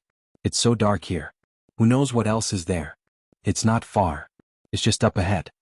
Zhu Ming pointed ahead. The few of them turned and flew in that direction. Shining paused. She looked around. Was it very dark here? It was clearly a piece of gold and it was a little dazzling to the eyes. Of course, that was except for the pitch-black river floating in the sky. The few of them did not fly for long before they saw a palace floating in midair. The surroundings were filled with thick yin qi. Compared to the majestic palaces in the Dragon Abyss and Wuxia Mountain, this cave abode was much smaller. It was all alone. Perhaps it was because the yin qi was too thick, but there were not many wandering souls around. It was so quiet that only the footsteps of the few of them could be heard. This is it. The few of them landed in front of the palace. Zhu Ming seemed to be very familiar with this place. He waved his hand and the doors to the palace opened. He helped Mother Feng, who was still in a daze, to a chair in the hall. The palace was empty. They could see all the way to the end. Apart from the 4 chairs, there was nothing else. There's a small courtyard behind. The 2 of you can go in and take a look, Zhu Ming reminded them. I Ching, go and take a look. I'll set up an array to look for Shorty's aura, Lone Moon instructed. I Ching nodded and walked to the back of the palace. Lone Moon walked to the center of the palace and released his divine perception. Instantly, the entire cave abode appeared in his divine perception. He activated his immortal qi and began to set up an array. Perhaps to avoid arousing suspicion, Zhu Ming did not help them look for Shorty. He only sat beside Mother Feng. Shining, who was the only one who had nothing to do, also sat on a chair at the side and waited. Perhaps she was a little bored waiting, so she habitually took out a fruit to eat. Just as he took one out, he used a little too much force and the other one beside him fell out as well, rolling around. Just as she was about to bend down to pick it up, a pair of pale, bloodless hands picked it up first.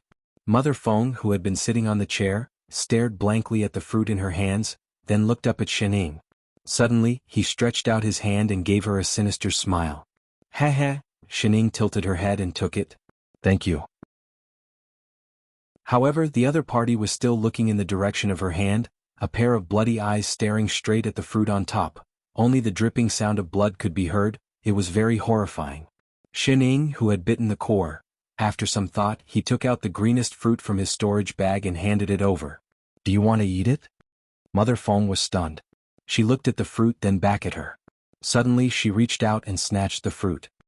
His lips curved into a sinister smile again, and he stuffed the fruit into his mouth. The next moment there was a loud thud. The fruit went straight through his mouth and fell to the ground. The person who had no physical body looked confused. Hey, it fell. Xining picked up the fruit and handed it over. Here, I have more. She took it again and swallowed it down in one gulp. Once again it fell to the ground with a thud. Ah, you can't eat it. As if addicted, Xining picked up the fruit on the ground again and handed it over. The ghost immortal still looked like he had just snatched a treasure. Once again he took the fruit, and dropped it to the ground again. This happened repeatedly. Zhu Ming, who was watching the whole time, she did it on purpose, right? She definitely did it, right? There was someone else around. Master. I Ching finally returned from the backyard and shook his head at her. No. The backyard was even cleaner than the front. There were not even any chairs. Apart from Yin Chi there was nothing else. Zhu Ming's expression darkened as well. If they could not find Mother Feng they would be suspects. He thought for a moment and suggested, why don't I follow you to the forest where the woman went missing? I'm familiar with Ghost Immortal's auras. Perhaps I can find some clues? Lone Moon, who was setting up the array, stopped as well. His expression was equally dark. Shorty is indeed not here. Oh. Xining narrowed her eyes but she ignored them. Just as she was about to pass the fruit to Mother Feng, she retracted it. Mother Feng caught nothing but air. Suddenly she leaned forward and smiled. I'm not giving it to you anymore. I gave you so many. Why don't you return one to me? Lone Moon, I Ching, Zhu Ming, where's your shame? Didn't you just give me the same fruit? Are you bullying ghost immortals for not having physical bodies? Oh, and, underhand, Mother Feng paused. She clearly did not understand what Xining was saying. Her bloodshot eyes stared at the fruit in Xinying's hand, but she did not dare to snatch it away. The corner of Lone Moon's mouth twitched. Hey, you're almost... He was about to reprimand her. But Mother Feng took out a square token from somewhere and threw it at Xining. Then she stared at the fruit in Xinying's hand. Master. I Ching exclaimed. Lone Moon regained his composure as well. He looked at the token in Xinying's hand. What's this? A token? Zhu Ming looked confused as well. Why would Mother Feng have something like this? And why did the token seem to be imbued with god power? It should be the eye of the array. Xining replied. Finally, she passed the fruit to the overjoyed Mother Feng. Then with a loud thud, it fell to the ground. This time Xining did not help her pick it up. Instead, she picked up the token and walked to the center of the hall. Then she squatted down and pressed it on the ground. In an instant, the entire cave abode lit up with a bright red light. An array appeared in the hall. The ground began to collapse inch by inch. The red light in the middle of the hall was especially blinding. A moment later, the space around them began to twist and distort. Then a scene appeared beneath them, but they could not see clearly. This is the entrance to the mystic realm. Zhu Ming exclaimed. Lone Moon asked in surprise, how did you know that there's an array here to open the mystic realm? I could tell. Xining replied casually. Everywhere was golden, except for the circle on the ground which was black. There was also a square mark.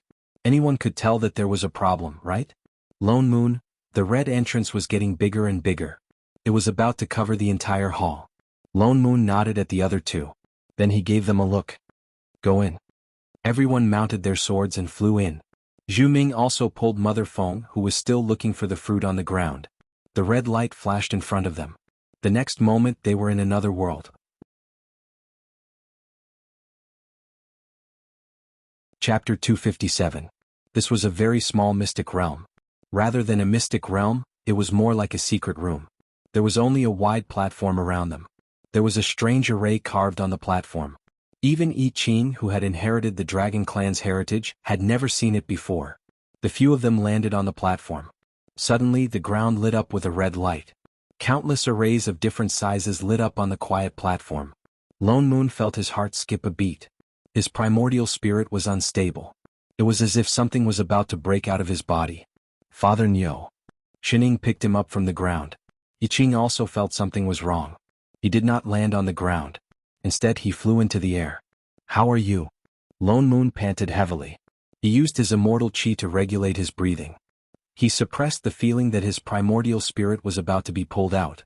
The array below can absorb souls. Even immortal souls were no exception. Everyone was shocked. They hurriedly retreated further away. The array on the platform was fully activated. The entire platform turned red. Suddenly, a series of shrill cries rang out. Many ghostly figures appeared in the array. They seemed to be in extreme pain. They wailed and wailed as they tried to hit the red light that trapped them. Every time they hit the red light, their souls would fade a little. But they did not seem to feel anything.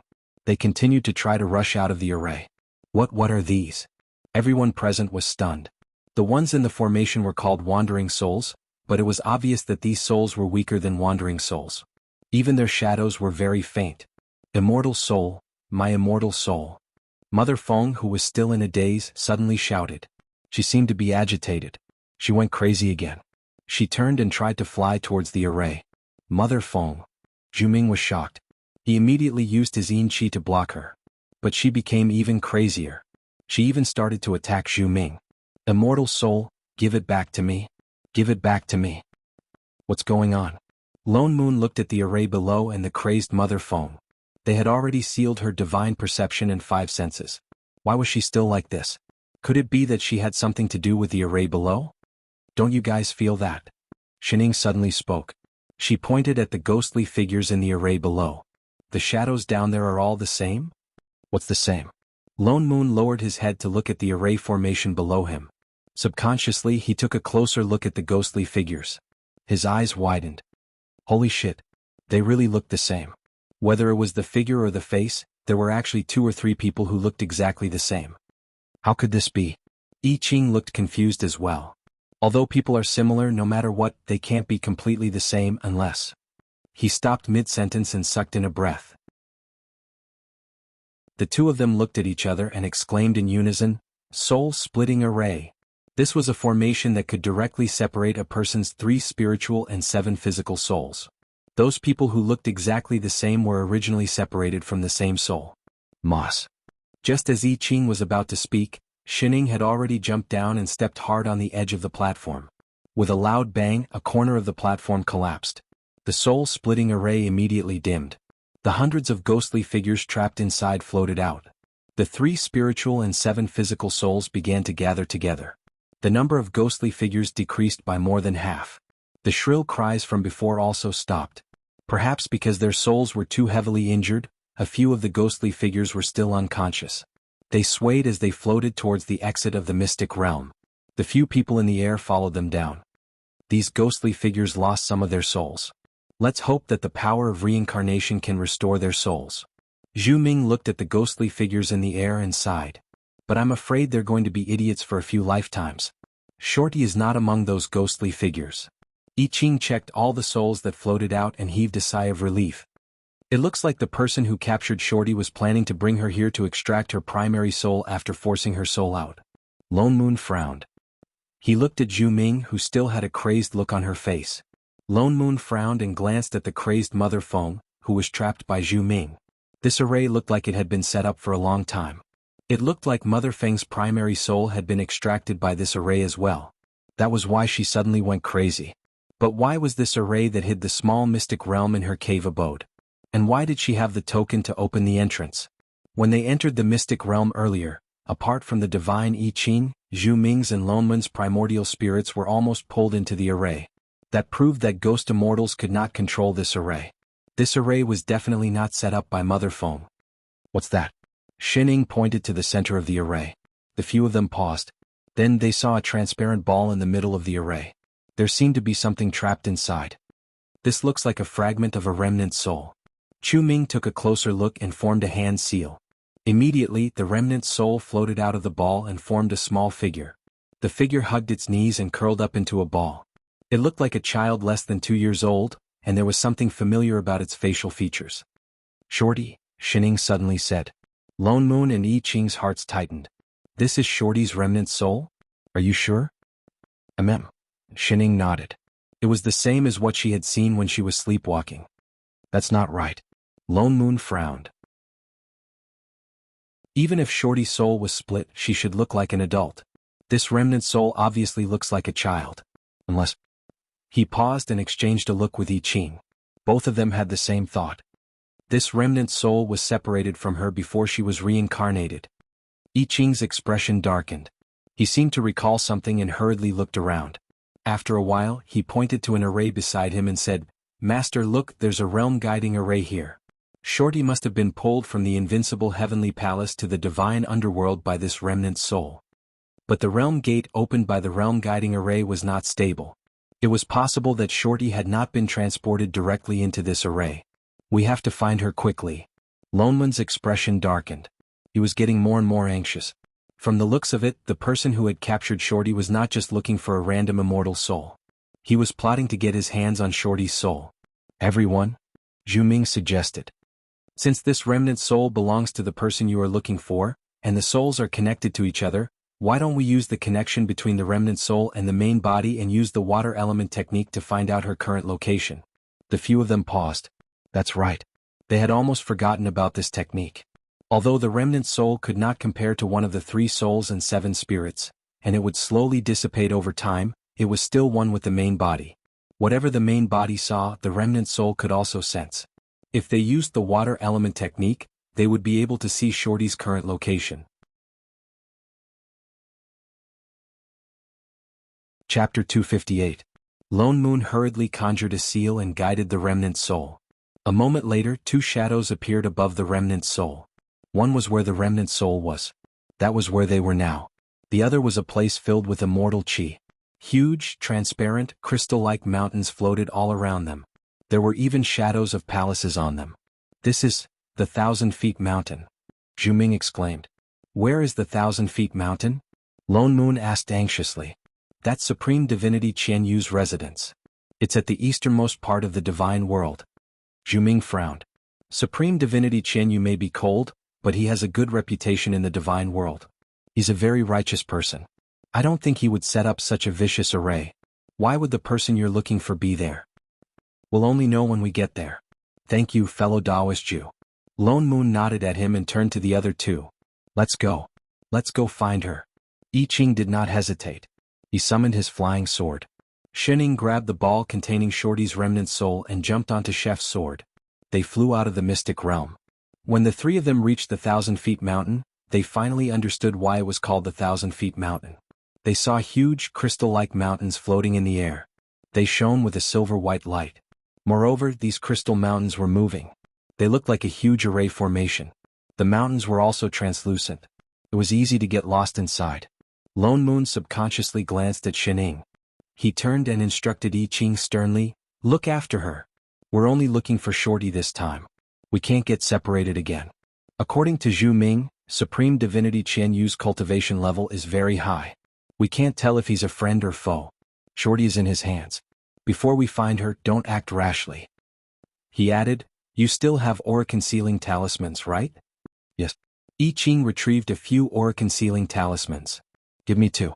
Lone Moon took them and gestured for I Ching to put 2 on as well. "Try not to alert anyone. Do you understand?" "Yes, yes, yes." The 2 of them nodded. "Let's go." "Wait, Father Nyo." "What now?" "Are you sure?" Shining scanned him from head to toe, at the bright red wedding robe he was wearing. "Are you sure you want to go in like this?" *CK. It was all because of these 2 that he had forgotten to change back. Lone Moon conjured a seal and was just about to remove the shape-shifting spell on his body and turn back into a man. He turned to look at a certain foodie, and with a flick of his wrist, he cast another transfiguration technique. In an instant, the figure changed into a familiar yet strange face, Xin Ying's face. The 2 of them, "What are you looking at?" Lone Moon glared at the 2 of them. "Becoming like this is better than any aura-concealing talisman." I Ching. What she said made sense and he couldn't refute her. Shining. Motherf *her. "Let's go." Lone Moon rode on his sword and flew forward, bypassing the crystal floating peaks one by one. He released his divine perception to the fullest, paying attention to everything around him. The strange thing was that along the way they did not see any other Protoss. Not only that, these crystal floating peaks did not seem to have any array fluctuations. Apart from floating here and there, they did not seem to have any other effect. Gradually, on top of the crystal floating peaks, some palaces appeared. Lone Moon took out the transmission talisman that he had given to Shorty previously, and sent a bit of immortal chi into it, but there was still no response. The crystal floating peaks seemed to have the ability to block signals, and he could not contact Shorty at all. Shit. He cursed under his breath. There are too many crystal peaks here, the transmission talisman is completely useless. Why don't we split a few? I Ching subconsciously pulled out his sword. You're crazy. Lone Moon rolled his eyes. Do we still want to save Shorty? Can you two violent maniacs stop coming up with such lousy ideas? What if the other party gets angry and kills her? Invincible sect only has one sword cultivator disciple left. Then what do? We can only search slowly. Lone Moon looked at the terrain and waved at the two of them. I just looked at the movement pattern of these crystal peaks, they should all be floating in the west direction. There are no array formations in the middle to control them, and the deeper we go, the more palaces there are. He pointed to the front and said, so I guess that these crystal peaks should be circular around something, a natural maze. Shorty should be in the innermost position. Although flying in a straight line is the fastest way to get there, there must be some kind of connection between these crystal peaks. However, there must be some kind of connection between these crystal peaks. There shouldn't be anything that can directly lead to the center. Master, be careful. Before he finished speaking, I Ching suddenly pulled Shining and retreated to the left. Rumble instantly there was a loud sound, and a huge aura swept over, brushing past Lone Moon's right side. The crystal peaks in front of them seemed to explode side by side, breaking into pieces and falling from the sky. A wide path suddenly appeared on the right side, and they could faintly see the palaces inside. There's a direct path. Shining pointed to the front. Lone Moon. Son of AB***, bring him along and dodge, will you die? Fu***. In the next moment, two shocking suppressive forces came from the front. Even I Ching frowned uncomfortably. The surrounding crystal peaks kept breaking. Lone Moon set up a defensive array around himself. There are people fighting in front.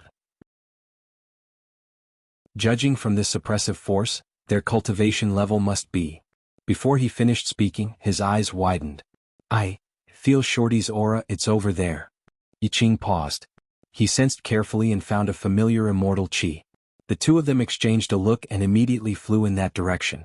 The deeper they flew, the more broken crystal peaks they saw. There were even pieces of palaces floating around. In the distance there seemed to be two figures fighting, one in green and one in white. They could not see clearly, but the aura around them was shocking. Compared to the battle between Long Zhen and Feng San, it seemed even more intense. Even though it was just a wave of suppressive force, Lone Moon felt the immortal chi in his body stagnate. He looked up at the two people in the sky. Chef, don't you think that white figure looks familiar? I Ching looked up and nodded. Yes, a little. But he could not remember.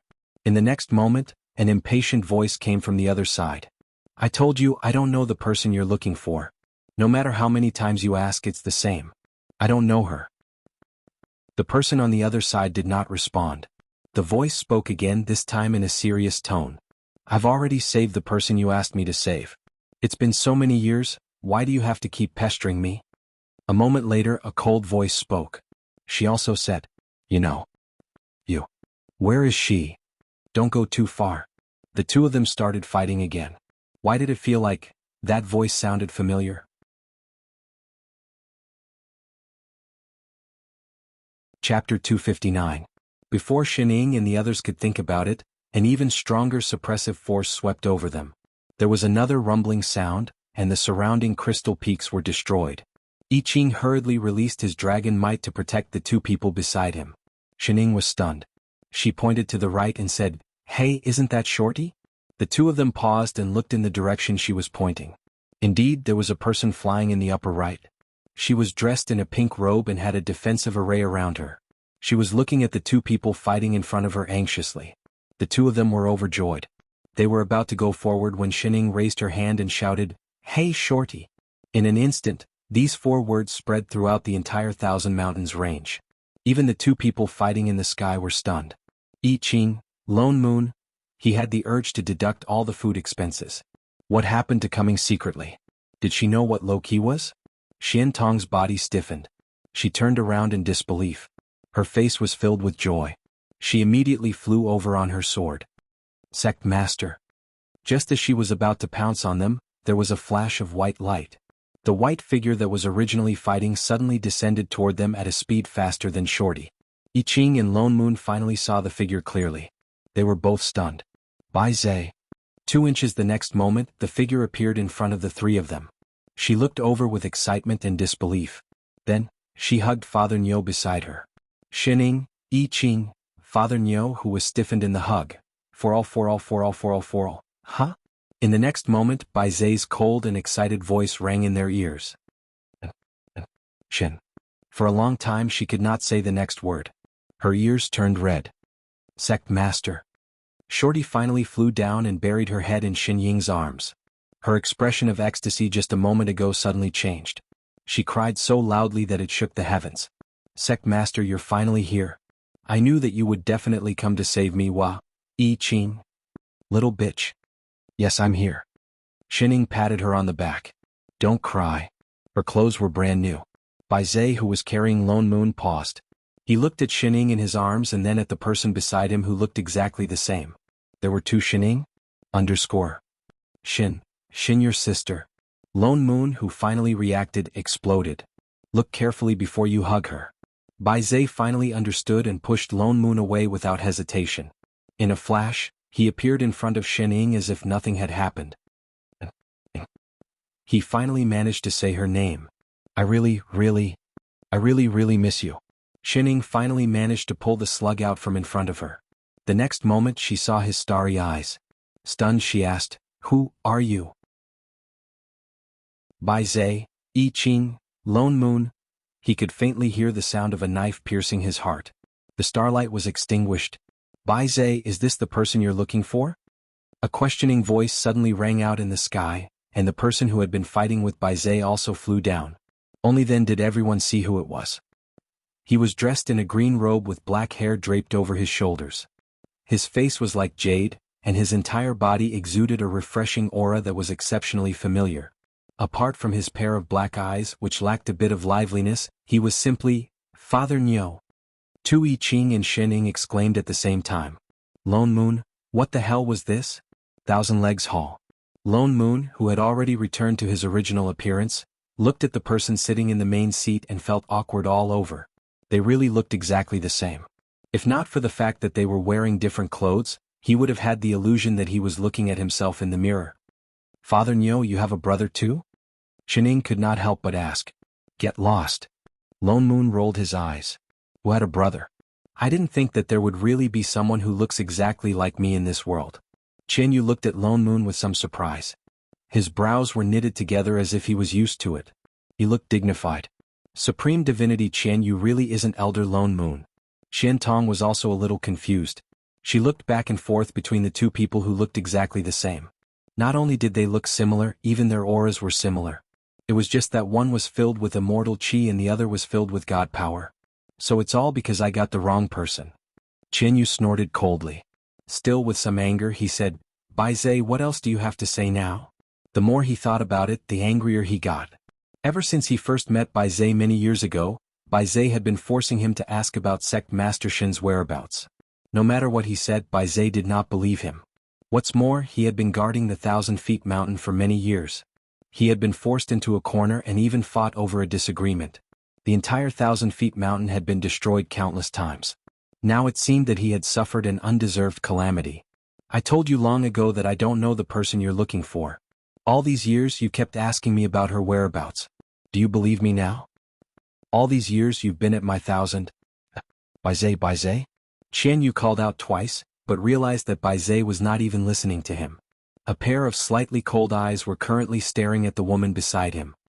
His clear eyes were filled with the image of the woman beside him. From time to time, he would pass something over to her in a fawning manner. Fruit? Oh. Tea. Pastries. Thank you. Bai Zai's eyes lit up even more.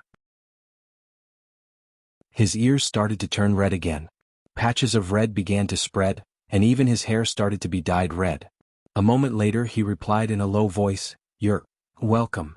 At that moment, everyone could faintly see pink bubbles appearing around them. Qian Tong, Qian Yu, Lone Moon, I Ching's face darkened as his position was stolen. He resisted the urge to draw his sword. Yu Zhong felt that his kick back then was too light. He stepped forward angrily and said, "Supreme Divinity, you don't have to worry about Master's matters." "You are." Bai Zhe hesitated for a moment. He took a closer look at the other party's aura and immediately recognized who it was. His expression turned cold. Why was this annoying person still here? He frowned but did not let go of the plate in his hand, still looking. The corner of I Ching's mouth twitched. He took a step to the side, wanting to block the two of them. Unfortunately, because of his height, his small body could not block the two of them. So, he climbed onto the table.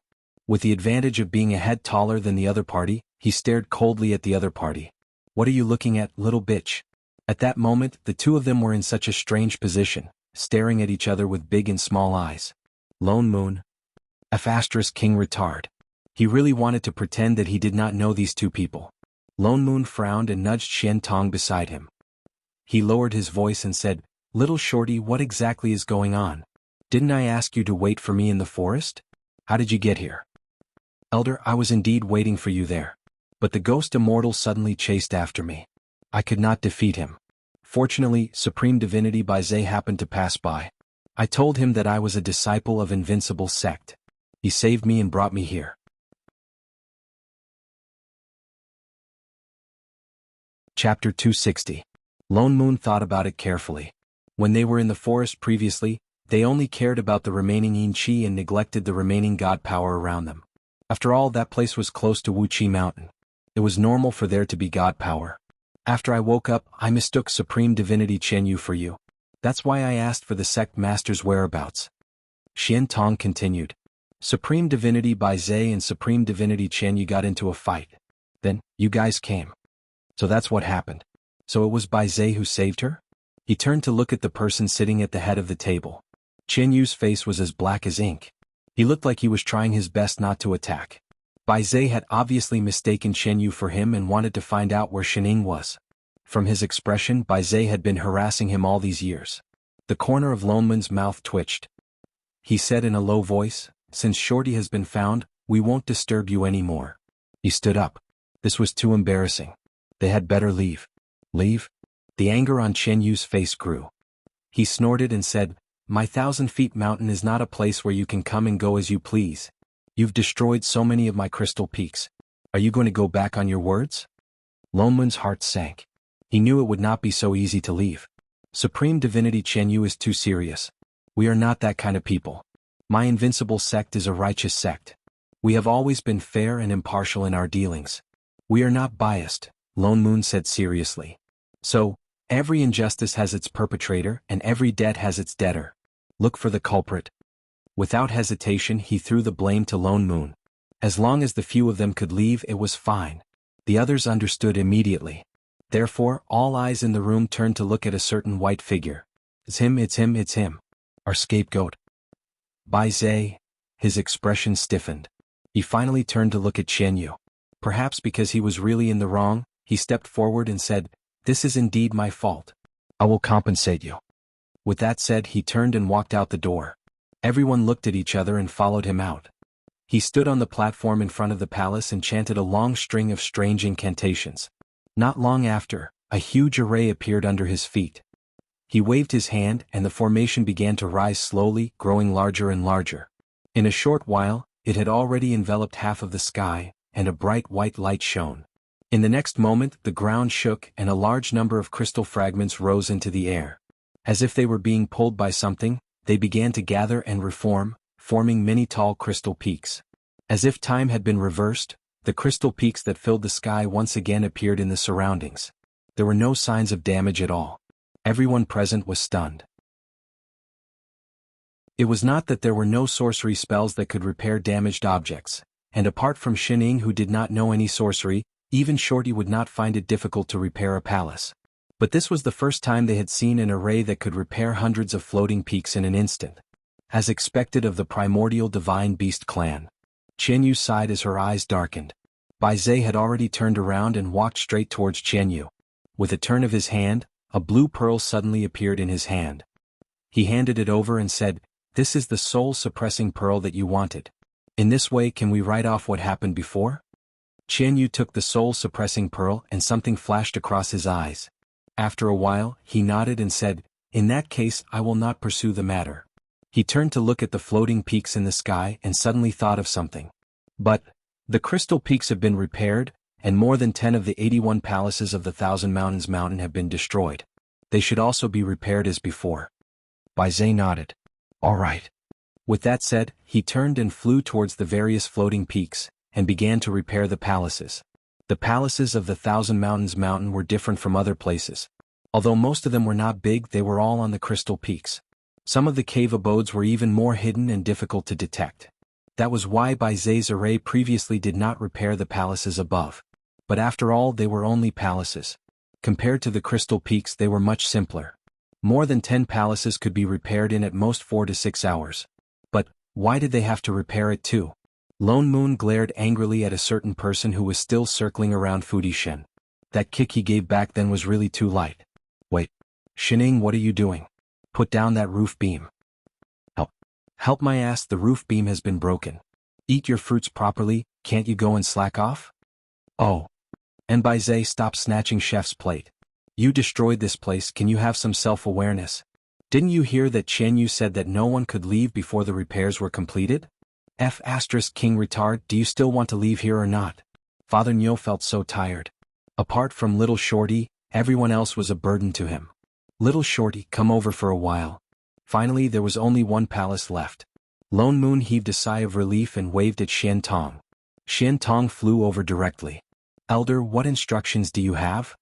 I saw that when you made the seals just now, you were much slower than usual. Are you injured? Xian Tong's expression darkened. She lowered her head and said, yes, I'm slightly injured. Give me your hand. Lone Moon first checked her meridians, then activated a bit of immortal qi. He put a finger between her brows and looked at her primordial spirit. He was shocked to find that although her body was not injured at all, for some reason, her primordial spirit was extremely unstable, as if it could come out at any time. This is called a slight injury? Lone Moon's expression darkened. How could this be? When they separated, she was clearly fine. Was it that ghost immortal who injured you? Xian Tong nodded honestly. Didn't I tell you to take care of yourself and run if you can't win? Primordial spirit injuries were not like physical injuries. It was very difficult to heal.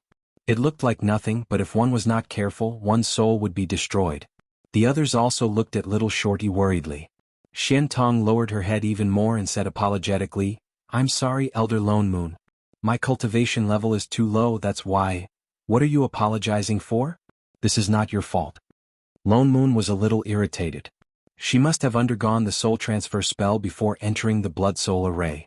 I Ching also checked her injuries and said in a low voice, this body is not hers in the first place. Now that she has been injured by the ghost immortal Xin Qi, that's why her primordial spirit is unstable. Lone Moon fell silent. He looked at Xian Tong beside him. Why did this unlucky child always get herself into trouble? Do you have a way? Shining turned to look at the person beside her. Bai Zhe, who was suddenly called out, paused. His eyes lit up. Yes. He nodded hard, faster than ever before. His gaze was fixed on Xin Ying's face for a while, then he subconsciously turned his head away. His face was burning red. After a while he said, but you have to follow me back to Baiyun Mountain. Chapter 261. Do you really have a way to cure Little Shorty? Lone Moon asked anxiously. Bai Zhe looked at Lone Moon. His blush faded a little and he spoke more fluently. There's a spirit spring on White Cloud Mountain that can nourish the soul.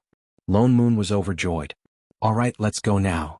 The few of them finished repairing the palace and flew back to the main hall.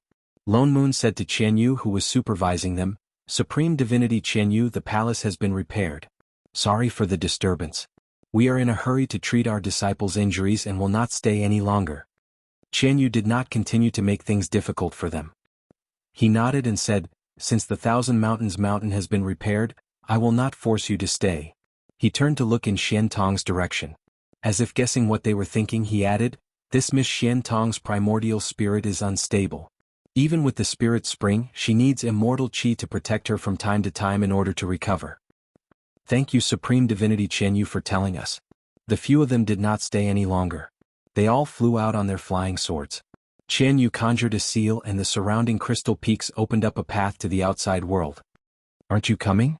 Shining suddenly turned and asked. Chen Yu paused. He looked around and realized that Shining was asking about him. He thought about it carefully and remembered that this was the woman Bai Zhe had been waiting for all these years. He could not remember her name and replied, "It's not convenient for me to leave the Thousand Mountains mountain. Forgive me for not seeing you off." Shining tilted her head. "What? Aren't you injured too?" Chen Yu paled. Something flashed across his eyes. He immediately replied, "I was slightly injured when I fought with Bai Zhe just now. I'll be fine after resting for a while." Shining did not ask further. Within seconds they disappeared into the horizon. "Little shorty, how are your injuries?" The moment they left the 1,000-feet mountain, Lone Moon summoned the huge fan-shaped Dharma artifact and pulled everyone over. He asked with a serious expression. "I'm fine for now." Xian Tong shook her head. "My primordial spirit is only unstable. I'm not injured. As long as it's not an out-of-body spell, I'll be fine." Lone Moon nodded. "I didn't ask you before. Did you see the ghost immortal who attacked you clearly?" "This." Xian Tong frowned and said, "That person's entire body is filled with yin qi. My cultivation is too low, so I can't see his face clearly." "Is it a woman?" She thought about it carefully and shook her head. "No. Although I couldn't see his face clearly, his figure was definitely not that of a woman."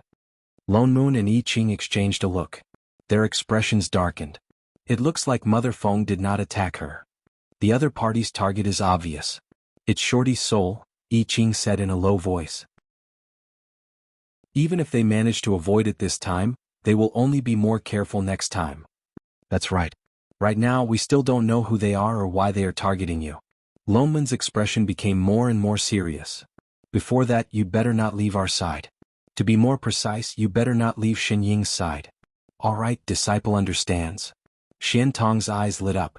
She looked as if she had won some unexpected prize. "I will definitely not leave Sect Master." I Ching, Lone Moon. He suddenly felt as if he had made a wrong decision. Could they really return to the immortal realm safely? Lone Moon nudged the person who was chewing on a fruit beside him. "Shining, why are you—" Before he could finish, Xinying's eyes suddenly lit up. She exclaimed loudly, "I remember now." "What?" Everyone was shocked. What did she discover? Shining turned and pointed at the person beside her. "So you're that fur ball?" I Ching, Lone Moon, Xian Tong, Bai Zhe, you only freaking recognized me now. Bai Yun Mountain was Bai Zhe's residence. Compared to the cold and hard crystal peaks of 1,000-feet mountain, the sea of clouds of Ling Tai Mountain, the greenery of Wuxia Mountain and the volcanoes of the Dragon Abyss, Bai Yun Mountain lived up to its name. Hidden among the layers of white clouds, its white palaces were blindingly bright. The surroundings were filled with blue god power. It was not as cold and dignified as the other divine venerables. Along the way there were all kinds of immortal beasts and demons. Among them there were even divine beings. It was very lively. Lone Moon and the others finally had the time to understand the basic situation of the divine underworld. Unlike the immortal realm, the people of the divine realm were more relaxed. They did not have the concept of territory, nor did they have the complicated division of continents. Basically, the people of the divine realm could go wherever they wanted, as long as they did not barge into other people's homes. In the divine realm, apart from the various divine races, there were all kinds of legendary ferocious beasts, auspicious beasts and wild demons. There were also those who were originally immortal cultivators before the divine realm and immortal realm were separated. There were high and low cultivation levels among the gods. Among them, the 4 divine races were the strongest.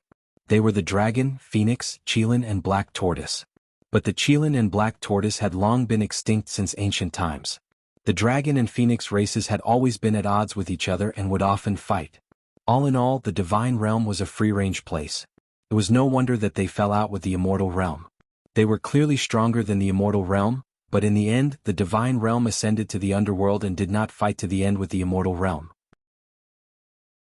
And among all the divine races, there were only 5 people who could be called divine venerables. Perhaps it was a coincidence, but Shining and the others had all interacted with them. There was no need to talk about Long Zhen and Feng San. They were Chef's parents. Apart from Bai Zhe, there was also Supreme Divinity Hong Yu. Bai Zhe said that he was formed from a green lotus at the beginning of the world. He was the only plant that became a god. He was pure and had no conflicts with the world. That was why he was the only god that had lived since ancient times. Usually his only hobby was to give lectures. More than 90% of the gods in the divine realm had attended his lectures. And that supreme divinity Qianyu, who looked exactly like Lone Moon, was the only human god that ascended from the immortal realm and became a supreme divinity. Speaking of which, Father Nyo, you look different from how you look on television. Shining glanced at him suspiciously. As a well-known citizen's father who would bring money every time he asked for it, she still had some impression of him. What's with that look? Lone Moon rolled his eyes at her. Keep that expression of suspicion that I've gone through plastic surgery. She did not mention plastic surgery. The reason why I look different from before is because when I ascended to the nascent soul stage, I went through a body purification. Lone Moon waved the fan in his hand and said with some pride, I'm not your chef. I don't have a natural sword body. That's why I could only take advantage of the nascent soul heavenly tribulation to use the lightning tribulation to refine my body and cleanse my meridians. Of course I look different. Oh. Shining thought about the girls of the Rainbow Sect. Indeed, after going through the lightning tribulation they all looked different. They even learned to transform. The way I look now is the way I look at the beginning after I purify the impurities in my body. Lone Moon's expression was serious as he said word by word, my old man was born this handsome, all right? Where's your shame?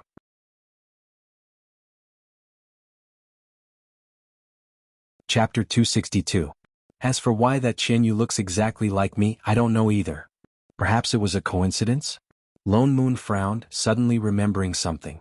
Shining, don't you think? He was just about to speak when Bai Zhe suddenly appeared beside the two of them, looking at Shining eagerly. And come here. What's the matter? Shining lay on the table, not wanting to move. Did something happen to Shorty? Lone Moon stood up anxiously. Shorty had been soaking in the spirit spring for 3 days and there was still no movement. No, she's fine. She can come out tomorrow. Now that it was Lone Moon's turn, his speech became smoother. There's just a place that I want to bring Shen Ying over to have a look. I'm not going. Shen Ying rejected immediately. She was not interested in anything that required movement. Bai Zhe froze and looked at her anxiously. Suddenly remembering something, he took out a bag and handed it over. Here. What? Shen Ying took it. The moment she pulled it open, something slid out. It was a long, slippery and wet body. It fell on the table with a thud and kept twisting. What the hell? Could this be an octopus? Lone Moon poked the claw on the table with his fan. It's a 1,000-clawed beast, Bai Zhe replied and turned to look at Shen Ying with a blushing face. Can I eat it? Nodding furiously, he thought for a moment and added, there are a lot of them, Father Nyo. Shen Ying's eyes brightened. It was written all over her face. Think, think, think. Seafood, seafood, seafood. For all? If you want to go, you go. I'm not going. Lone Moon glared at Foodie Shen. I don't want to help you carry your things. You should have said so earlier. Let's go. Shen Ying stood up quickly, grabbed Bai Zhe and rushed out without looking back. I haven't had seafood in a long time. Wait. Lone Moon called out anxiously. Don't forget what we just said. Now, got it? A reply came from the other side and the figure completely disappeared. Lone Moon narrowed his eyes and sat back down. A while later, a certain chef walked out with a dish in each hand. He glanced at the empty seat and was stunned for a moment. Where's Master? He didn't even eat lunch. This was the first time. Lone Moon looked up at him. He was abducted by an octopus. I Ching's face darkened. Why didn't you stop Master? Why should I stop her? Lone Moon asked in return. He looked at Chef who looked like he wanted to kill someone. Something flashed across his eyes and he sighed. A grown girl can't be kept at home. Instantly I Ching's face darkened. He wanted to kill Beast. Bai Zhe brought Shen Ying to a huge lake. The lake water was so clear that one could see the bottom, like a sapphire falling onto the ground. The lake was so big that one couldn't even see the end of it. Furball, how do we catch it? Shen Ying's eyes brightened as a list of aquatic products flashed across her mind. Should I drain the water? Bai Zhe was stunned by her sparkling eyes. He blushed again and turned his head away as if he was scalded. Wait a minute. As he spoke, he took 2 quick steps and stopped at the side of the water. He conjured a seal and a light flashed. A series of bubbles appeared on the surface of the lake. Suddenly, a figure emerged from the water. A middle-aged man floated on the surface of the water. He was dressed in black, but his lower body had octopus legs covered with suction cups. This was that octopus? 1,000 Claws greets the supreme divinity. The man bowed respectfully to Bai Zai and swam to the shore while twisting his numerous legs. Bai Zai nodded and regained his cold demeanor. He stretched out his hand and said, "Give it to me. Supreme Divinity, you've finally made up your mind to clean up the demonic beasts in this lake." Thousand Legs was overjoyed and excited. Thousand Leaf Lake was just below White Cloud Mountain. Many demonic beasts had appeared in the water. Although they were all mutated aquatic beasts without sentience, there were too many of them. What's more, they would occasionally attack the gremlins that passed by. As time went by, no one dared to come here anymore. Some people begged the Supreme Divinity to help, but for some reason the Supreme Divinity could not make up his mind to clean them up. He only sent Thousand Legs to guard the lake to prevent the demonic beasts from hurting people. Now that the Supreme Divinity finally decided to get involved, Thousand Legs felt energized. He hurriedly stretched out his hand and plucked a strand of hair. The strand of hair instantly turned into a wriggling octopus leg. He handed it over with both hands. "Supreme Divinity, I'm ready." Bai Zai took it and turned to hand it to Shining. "Fishing?" "Oh." Shining glanced at the octopus leg that was thicker than a thigh. She only knew how to eat. This leg was suitable for barbecuing. "Exalted Goddess." Thousand Legs hurriedly explained, "Demonic beasts are most familiar with my aura. As long as you throw this into the water, you will naturally be able to lure them out." Shining took the octopus leg and turned to ask, "Won't it hurt?" Although he had many legs. Thousand Legs laughed. "Exalted Goddess, you worry too much. This is formed from my hair. It only carries my aura. It's not a real leg." "Oh." She threw it into the water and instantly flew a few hundred meters away. Just as it was about to fall into the water, the originally calm lake surface suddenly turned into a huge wave. Tens of huge black fish broke through the water. Their green scales shone with a golden light when the sun shone on them. The one at the front bit the octopus leg and fell into the water. As if they had discovered the people on the shore, they turned and rushed over. The waves on the lake were instantly more than 100 feet high. One could faintly see hundreds of pairs of blood-red eyes staring at them. "Oh no, it's actually a school of green sand demonic fish." Thousand Legs was shocked. This type of demonic fish usually lived in schools. There were tens to hundreds of them in a school. They were huge and very ferocious. "Supreme Divinity, why don't we?" Before he could finish, Bai Zai just raised his hand and waved. In an instant, tens of thousands of wind blades flew toward the waves and hit the school of demonic fish. In the next moment, the huge waves subsided. A school of human-sized fish floated on the surface of the lake. Thousand Legs. As expected of a Supreme Divinity, Shining had already rushed over excitedly to pick up the fish. She grabbed one fish with each hand. There were so many fish. She had to get Chef to boil them, steam them, roast them, and grill them one by one. "Furball, this method of yours is really effective." Bai Zai's face turned red. He hurriedly followed and then silently took out a storage bag and handed it over. Xin Ying's eyes lit up. She took it and patted his shoulder hard. With a serious expression she said, "I like people like you who know what to do." With that said, she opened the storage bag and started stuffing fish into it. Bai Zai's entire body froze. The redness on his face and his black hair were instantly dyed red. He vaguely felt something explode and his mind went blank. She just said like? "Oh, ***. Q. After a long time, he finally replied in a low voice, "Me, too."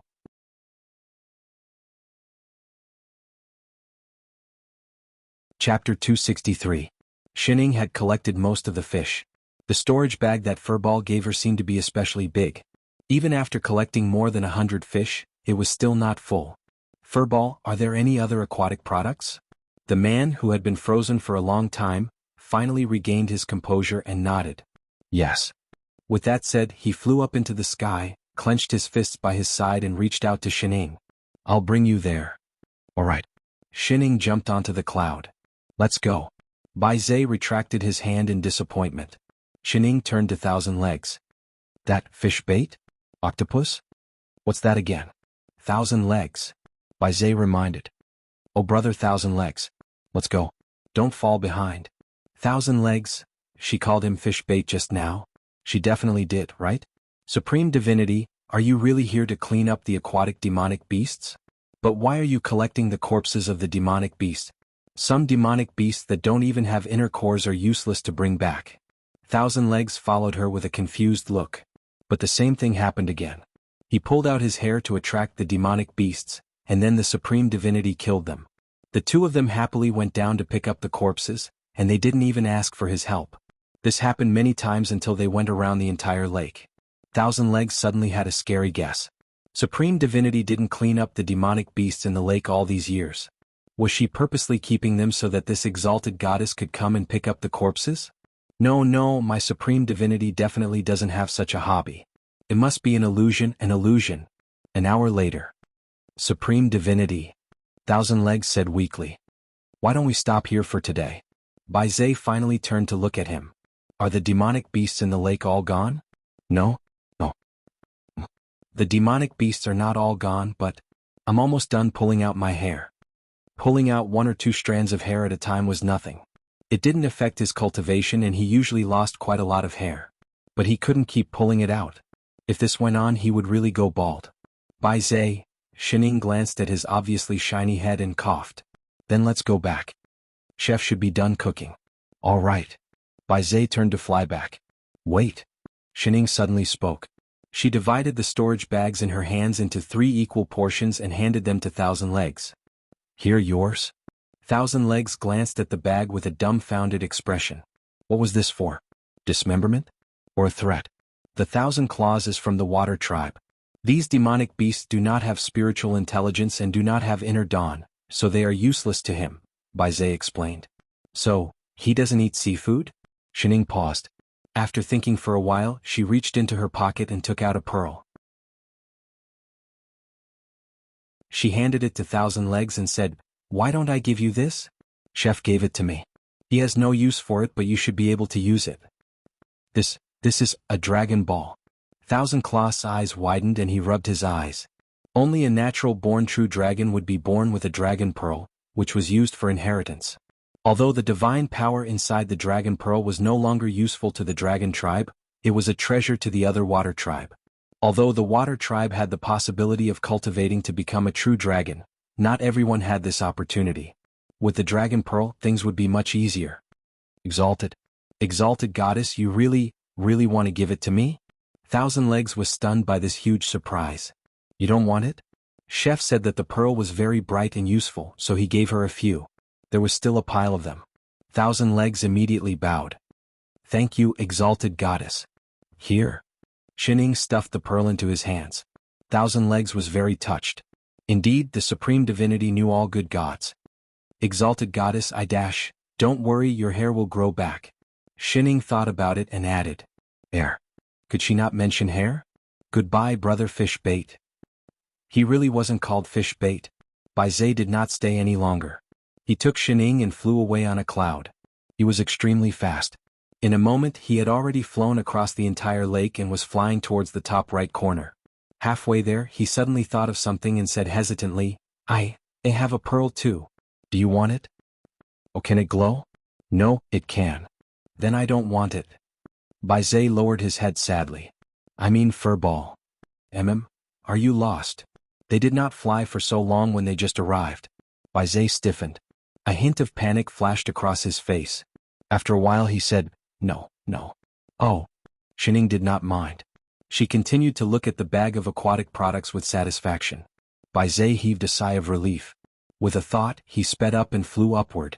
In a short while he saw the hall in the clouds. They had come out from the front hall, but now they were at the back of the mountain. He brought Shining directly to a place in the back palace that was covered by auspicious clouds. This was a sea of flowers. Pure white jade-like flowers were blooming all over the place. Each flower seemed to be exquisitely carved, and they even carried a faintly discernible fragrance. The flowers were surrounded by thick god power. It was almost tangible. From afar, it looked like they were blooming on a blue god power. Do you like it? Bai Zhe asked nervously. He looked straight into Shinying's eyes as if this was a very important question.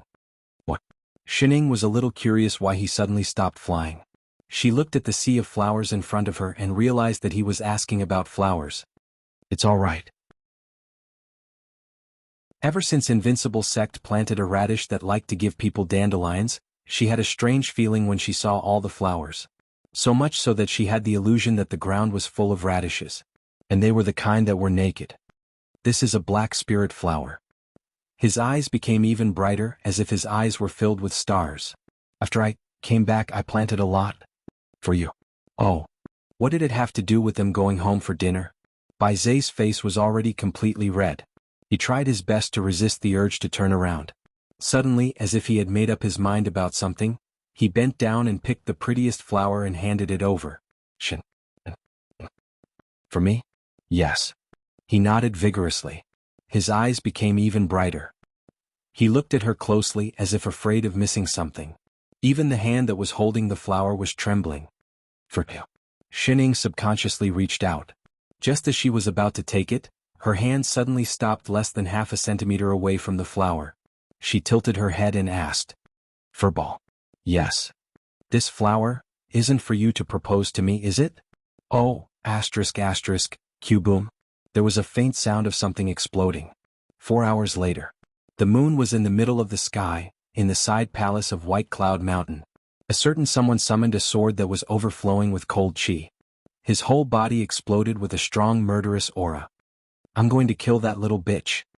I Ching turned and rushed out.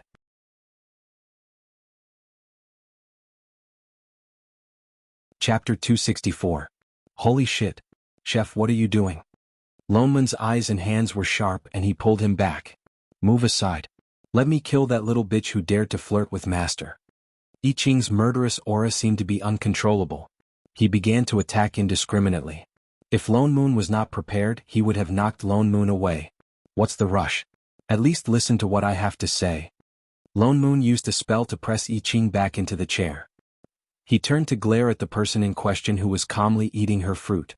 And then? Did you agree to Bai Zai? No. Shining shook her head.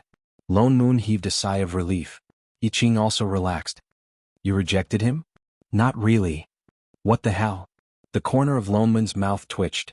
When did you learn to flirt with such a green TB'TCH's skills? I wanted to say it, but after I said that, he covered his face and ran away, abandoning me. Shining looked innocent. She ran like a rabbit, the red kind. I couldn't even stop him. I walked around for a long time before I found my way back. She didn't even make it for lunch. Lone Moon. So this was the reason why she missed lunch and could only make it for dinner? Because she spent 4 hours to find her way back. Chef, is dinner ready? Shining looked at I Ching. She walked around the back hall for the whole afternoon. She was so hungry. Master. Unexpectedly, Chef did not turn and rush into the kitchen for the first time. Instead, he said seriously, you must not agree to this. You are pure and do not know the human heart. Divine hearts are sinister. Don't be fooled by Bai Zai. Although he did help us, you were the one who helped him return to the divine realm. That's repayment. She just wanted to eat. Master, we just arrived in the divine realm. We don't know much about this place. Don't trust people easily. The more I Ching spoke, the more serious he became. What's more, you've only known him for a few days and he's already willing to marry you. It's obvious that he's a frivolous person. But dinner? How long have you known him? It's too rash to decide to marry him so casually.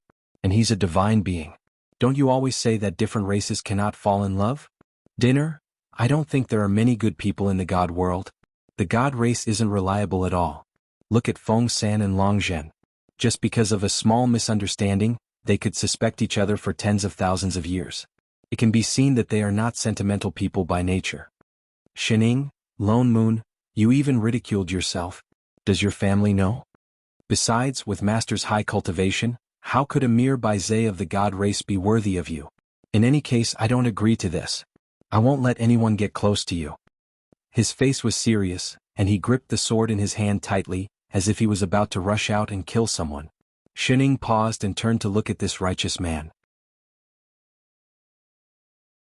Her eyes darkened. I Ching? Master. Why don't you like people approaching me? I Ching paused as if he had been asked the right question. A moment later he murmured, because you are my master. Oh. She narrowed her eyes. What if I take in a few more disciples? Oh. I Ching's expression changed as he blurted out. What? Because. He did not want to. But he could not bring himself to say the last few words. His entire person was stunned. He felt a sense of panic in his heart, as if something that he had deliberately ignored was about to surge out and drown him. Lone Moon, who had been sitting at the side watching the show, shook his head and sighed. He could not help but step forward and pat a certain fool's shoulder. Alright, you must be tired after looking for her for the whole day. Go back and rest. Don't worry. Who in this world can trick your master? She knows what she's doing. I Ching stared blankly at Lone Moon, then at Shining.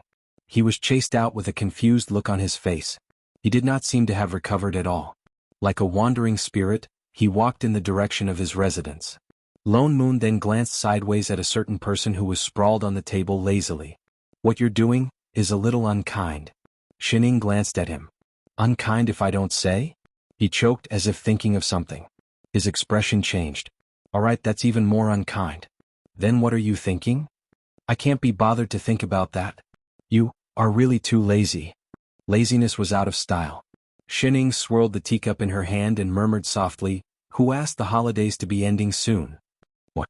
Nothing, Father Nyo. Do you really not have any hidden food? Daughter, I'm so hungry. Get lost. I don't have a lazy daughter like you. No matter what you decide, I'm not going to interfere in this matter. You can handle it yourself. Lone Moon pursed his lips. After a while he added, But, take it easy. It's been so many years. Lone Moon then set up an isolation array and closed the door. He sat back at the table. Let's talk business. You went out to observe for a day. How was it? Did you find anything? Did you find out? Shining glanced at him lazily. I guess so? What do you mean by I guess so? Only then did he sit up, and with a flick of his hand, he threw a few bulging storage pouches on the table. What's this? Lone Moon picked one up and subconsciously tore it open. A huge fishtail suddenly shot out from the bag and hit him in the face. There was a loud smack in the room. Lone Moon, where's my knife? There are too many small animals inside. Be careful. Shining hurriedly added. What's the F*** point of saying that now? Lone Moon directly threw the storage bag in his hand back at her face. She did it on purpose, she definitely did it. Don't waste it, Father Nyo. Shining caught it and stuffed the fishtail back. It's not spoiled. Can still be eaten. Where did you catch these things? Lone Moon glared at her. And they're all demonic beasts that can only be barbecued. In the lake at the foot of the mountain. At the foot of the mountain. Lone Moon stood up abruptly. His expression changed. You mean, we guessed correctly. Furball is also problematic. Shining nodded. His cultivation seems to be fine. Maybe he didn't even realize it himself. Lone Moon's expression darkened. His brows were almost in a dead knot. After a moment of silence, he could not help but curse. Shit. This is getting more and more troublesome. What should I do? Should I tell them now? I'm so tired. Shining continued to lean on the table. Indeed, using my brain is so troublesome. Father Nyo, did you really not hide anything? I feel like I'm running out of blood. I need some milk. Get lost. The corner of Lone Moon's mouth twitched. You've only been out for half a day. Little Shorty should be able to come out from the spirit spring tomorrow. We should still let them know about this. I'll call them over tomorrow. With that said, he removed the isolation array around them. Just as he was about to step out of the room, he stopped. Damn it. He cursed under his breath and turned back to the table. He took out more than 10 bowls of rice, vegetables, pastries and fruits from his storage bag and placed them all over the table. Leftovers from lunch. Eat, eat, eat. Eat until you die. With that said, he turned and left. Shining, Father Nyo's way of doting on his daughter was indeed very special.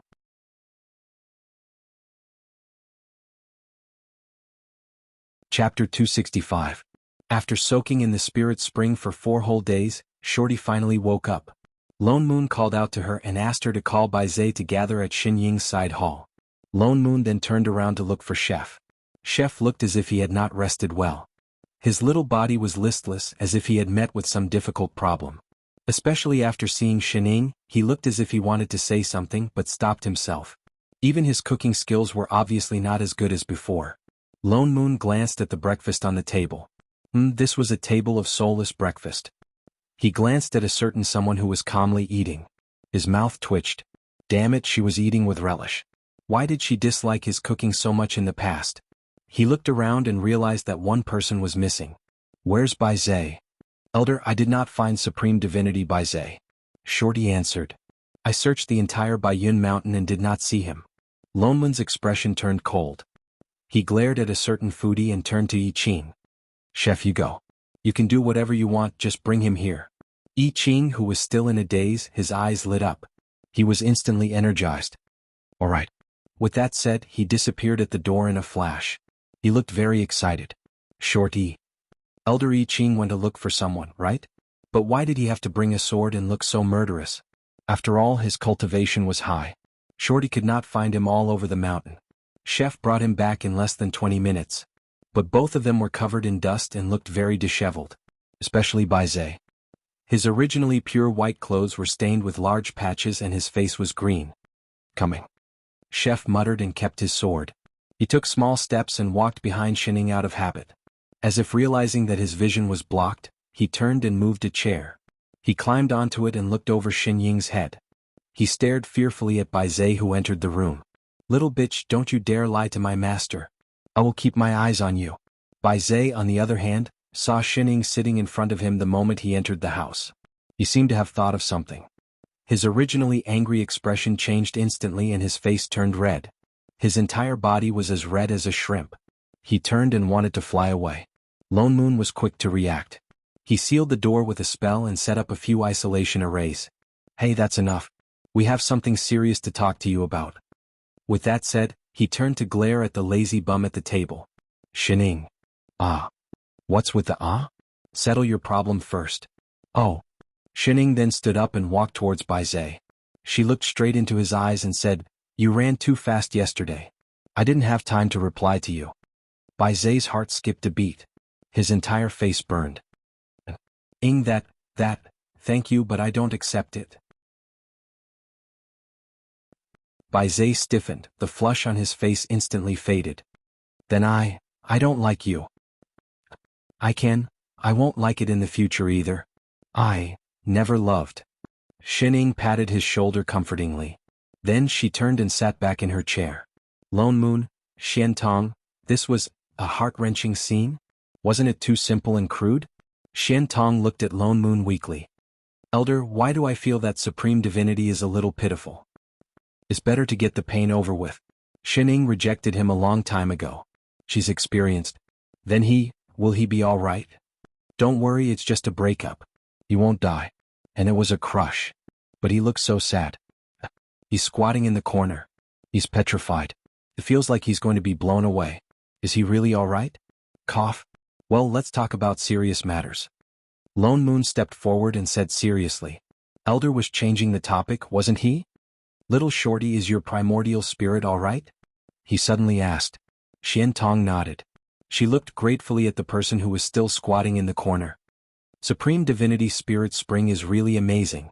I feel that my primordial spirit is much more condensed than before. Even my cultivation is showing signs of breaking through. I believe we can return to the immortal realm soon. We can't return to the immortal realm for the time being. Lone Moon's expression darkened. Because it's not just you who is having problems with your primordial spirit. Chef is also having problems. As soon as he finished speaking, everyone except Xin Ying was shocked. What? Xian Tong stood up abruptly. Elder I Ching is also injured. How can that be?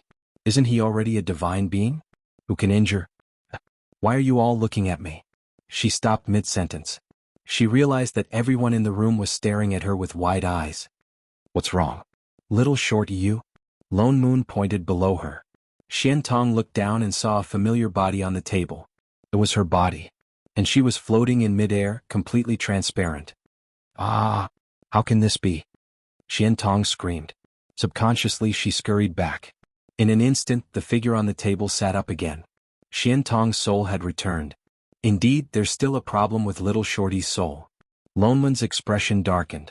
That's impossible. Even Baizé, who was standing in the corner, was shocked by little Shorty's sudden departure. He turned to look at her. My spirit spring does have the effect of nourishing souls.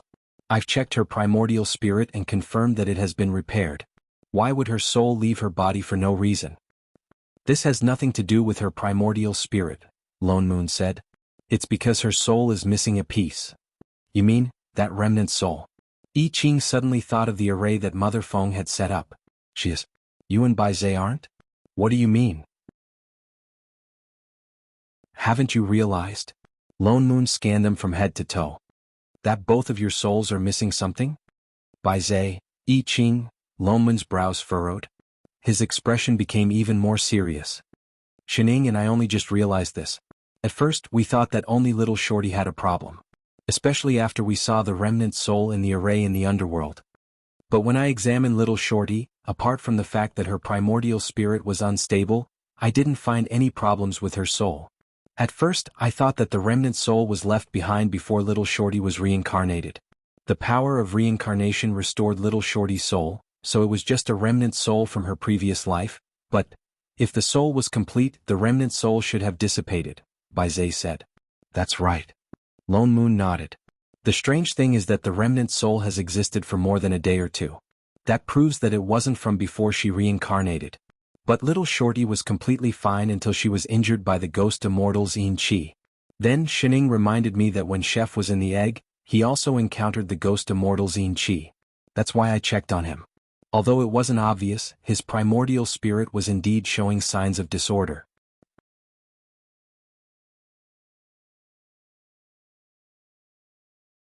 Chapter 266.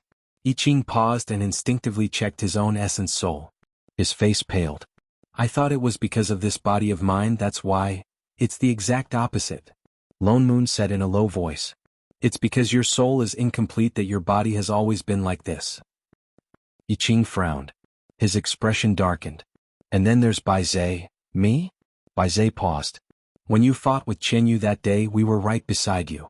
Lone Moon pointed to a certain foodie beside him. She saw that there was something wrong with you, so we decided to follow you back to White Cloud Mountain. Shin. Baizé's heart warmed. He instinctively looked at Shining. Suddenly he thought of something and his expression fell again. He exuded an aura of grievance. After a while he said, but, there's nothing wrong with my essence soul. There's nothing wrong with your essence soul, but I'm not sure about the rest. Baizé paused. What did that mean?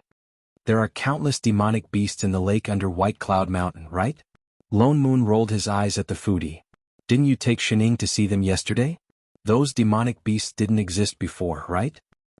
Indeed, they didn't exist before. Do you know where they came from? Baizé paused. I don't know either. They just appeared recently. I remember that back in the Three Azure Realms, you stayed with the E family for tens of thousands of years. Lone Moon continued, none of the demonic beasts in the Mirage Sea dared to come ashore. Back in the Divine Realm, your divine power should be even stronger. Why did demonic beasts dare to appear near your residence? And all of them are low-level demonic beasts with no spiritual intelligence? He didn't think about this problem. At that time he just wanted to recuperate first. When Shining came over she would definitely be happy. The only explanation is that there's something wrong with your soul, affecting your powers. It's just that this effect is so small that you didn't notice it at all. Lone Moon poured himself a cup of tea and took a sip before continuing, you're from the divine race. The demonic beasts with spiritual intelligence naturally know how powerful you are and don't dare to come close. And the low-level demonic beasts can only sense danger instinctively. They don't know who you are. The White Spirit Mountain was rich in divine power, making it the best place to cultivate. Now that Baizé's soul was in trouble, these demonic beasts without intelligence would not be able to sense the danger and would naturally swarm over. Baizé fell silent. It was indeed possible. So Shining went fishing with him yesterday because she was worried? But she said she didn't like him at all. Heartbroken. Elder, you mean to say that all three of us had a strand of our soul extracted, but we didn't notice it? Xian Tong asked worriedly. You are indeed missing a remnant soul, and we have found this remnant soul, but we haven't thought of a way to let it return. But I Ching and Baizé were just guessing. Lone Moon frowned. A remnant soul is different from a complete soul. We can't tell if the soul is complete. I have an idea, Baizé suddenly said. Everyone was stunned. They all turned to look at him. Baizé turned his hand, and a bronze mirror the size of a palm appeared in his hand. This is the life mirror, my lifelong Dharma artifact. Through this mirror, you can see a person's past and present life. But you have to have a complete soul. If you don't have a complete soul, you won't be able to see anything in the mirror. So it could be used to check if they were missing a remnant soul. Lone Moon's eyes lit up. He immediately carried Chef down from the stool. Then let's take a look. I Ching was not paying attention and was squeezed in front of the mirror. He and Baizé glared at each other at close range, then looked at the mirror. Baizé immediately activated the life mirror in his hand. A white light flashed across the surface of the mirror, but it was completely white inside. Only Father Nyo's reflection could be seen. His hand was still empty. In an instant, the three of them's expressions darkened. Indeed, they guessed correctly. Bai Zhe and Chef's souls were in trouble. The three of us have interacted with the ghost immortal. It must be done by the same person. Xian Tong looked worried. But why did he want to extract our remnant souls? Remnant souls were not like complete souls and spirits. If they were missing, it would not have much effect on the body. Over time they would recover on their own. It might not be the three of you. Shining, who had been silent all this while, suddenly spoke. There are others who have interacted with the ghost immortal. Everyone was stunned. Yi Qing, who was still in Lonman's hand, was the first to react. His eyes widened. Those two drama queens. His expression darkened. A look of panic flashed across his face. He hurriedly looked at the person in front of the table. Master. Let's go. Shining patted her butt and stood up. I'm full. Breakfast. The three of them exchanged glances, then turned and began to fly on their swords. Bai Zhe and Xian Tong could only follow, confused. Elder Lone Moon, who are the drama queens? Xian Tong could not help but ask. Chef's chief parents. Elder Yi Qing's ancestor's surname was Drama? Didn't divine race have family surnames? She had never heard of Drama. What Shining said was not impossible. If Little Shorty and the others had lost a sliver of their remnant souls because they had interacted with the ghost immortal, then Feng San, who had made friends with the ghost immortal, could have interacted with them before. He was familiar with Zhu Ming and had been to the underworld more than once. There was also Long Zhen. Although she had never met a ghost immortal, she had guarded the dragon egg for so many years. She did not even sense the yin qi in the egg. If the ghost immortal had really taken her remnant soul, she should not have known. Reality proved that they were not thinking too much. Feng San and Long Zhen did not appear in Bai Zhe's life mirror at all. How can this be? Long Zhen was confused. With her and Feng San's cultivation levels, how could anyone take away their souls without them knowing? Even if it was just a remnant soul. From what I know, ghost immortals are all very strong. Ordinary divine race members are not their match. But given Little Zhen's and my cultivation levels, we can fight them to a draw. Feng San said in a low voice, but there is no ghost immortal who is much stronger than us and can take away a sliver of our remnant souls. Why did we? He looked confused. If Yi Qing, the son who ran away with his master, had not suddenly returned to tell them this, they would not even have known that they had lost a sliver of their remnant souls. Can you guess who did it? Lone Moon asked anxiously. The two exchanged a look and shook their heads. Their expressions darkened. We don't know. What's more, why would the other party want a sliver of our remnant souls? Do you have a way to find your remnant souls? Lone Moon asked. After all, they were divine race members. The two shook their heads. A remnant soul is different from the 3 spiritual and 7 physical souls. We did not even notice that a sliver of our remnant soul was missing. How can we find its location? But we can ask someone what the other party wants a remnant soul for, Feng San suddenly said. Everyone was stunned. Bai Zhe suddenly thought of something. You mean Hongyu? That's right. Feng San nodded. Supreme Divinity Hongyu is the oldest god in the divine realm. If there's anyone who knows the most about souls, it's probably him. Long Zhen reacted as well. Then let's go to Lingtai Mountain immediately. As she spoke, she was about to turn when the air in the hall suddenly twisted. It was as if someone had torn space apart. A black figure suddenly appeared in the hall. Chapter 267. Brother Feng, I have an urgent matter that I need your help with. The person who broke through the void was Zhu Ming. He looked at Feng San anxiously. Brother Zhu? You're... Feng San hesitated. He did not expect Zhu Ming to appear so suddenly and in such a manner. Although breaking through the void could allow one to travel thousands of miles in an instant, it took a lot of energy to do so. Unless it was a matter of life and death, ghost immortals would not use it easily. Zhu Ming, on the other hand, looked anxious.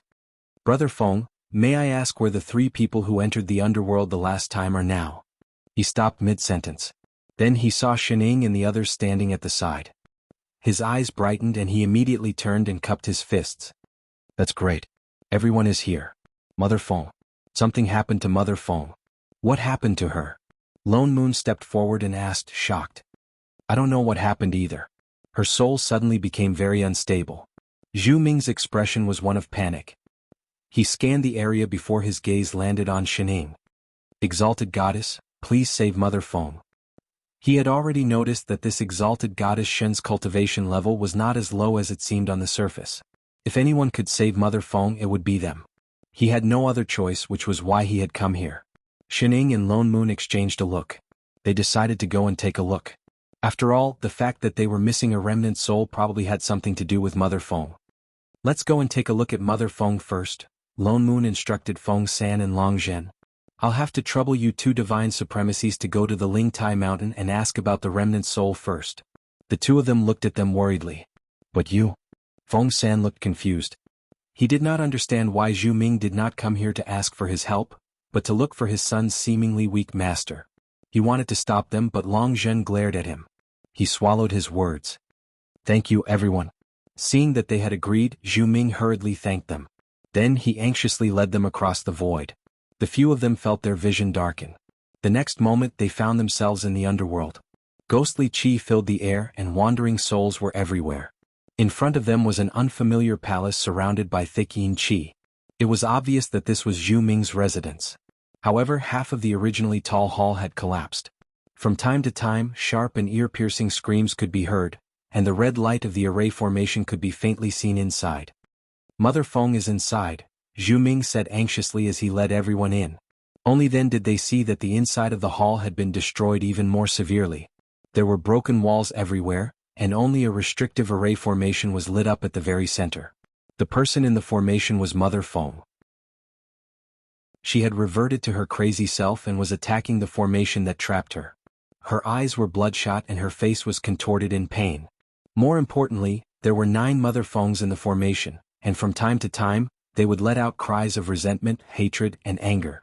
The force of their attacks on the formation was getting stronger and stronger, and the formation was on the verge of collapsing. Mother Feng, Zhu Ming exclaimed. He immediately went forward and conjured a seal to stabilize the array. Her soul was split. Lone Moon was shocked. He turned to look at Zhu Ming. What happened? Logically speaking, souls should be connected to each other. As long as they weren't in the soul-splitting formation, they should be able to gather together. Why did Mother Feng seem to be getting more and more scattered? I don't know either. She suddenly became like this. No matter what I did, her soul could not gather together. I could only trap her here, Zhu Ming explained as he set up the array. He looked at Shining pleadingly. I had no choice but to trouble all of you. Last time, all of you were able to destroy the soul-splitting formation. Can you tell what happened to Mother Feng this time? Lone Moon frowned. We can't tell what happened to her either. Mother Feng was different from Chef and the others. What she lacked was a primary soul, not a remnant soul. Zhu Ming looked disappointed. He became even more anxious. Inside the array, Mother Feng's attacks were getting weaker and weaker. Perhaps she was tired, or perhaps her scattered soul could no longer withstand the torment. But the shrill cries were getting louder and louder. They seemed to be filled with hatred and indignation. Every word reverberated in the eerie underworld. I hate you. Why did you do this to me? Why? Heaven fall Yellow Springs to be together forever. Ah, liars, all liars. I won't die. I won't die. Even if I become a ghost forever and never reincarnate, I will drag you down to hell with me. The great Tao is heartless. Cutting off one's emotions to gain enlightenment is all a lie. Give me back my life. Give it back to me. The cries were getting louder and louder. Suddenly, black chi appeared around Mother Feng's translucent soul. It did not look like the yin chi of a ghost immortal, nor did it look like demonic chi. It was filled with anger, as if it wanted to destroy everything in its path. Grievous energy. Zhu Ming's eyes widened in disbelief. How is this possible? Although those who were able to cultivate to the level of ghost immortal had died with great resentment, this was the underworld. The Yin River of the underworld would take away all the resentment of ghosts, preventing them from falling into madness. Therefore, ghost immortals would not easily leave the underworld. But Mother Feng's soul had already split. Why would she still have so much grievous energy? Zhu Ming's eyes widened. Suddenly he thought of something. His face turned even paler. Could it be that she still can't let it go? There's one less soul inside, Xian Tong suddenly exclaimed. Everyone was shocked. They turned around to take a closer look. Indeed, only 8 of the original 9 Mother Feng were left. The grievous energy around the soul was getting stronger and stronger. In a short while, all 5 of them were covered in a thick, black, grievous energy. It was gathering towards the center, as if some invisible force was pulling it apart. Grievous energy gathering souls, Bai Zhe said in shock. The grievous energy was gathering her scattered souls. No, Mother Feng will be swallowed by the grievous energy. Zhu Ming looked even more worried.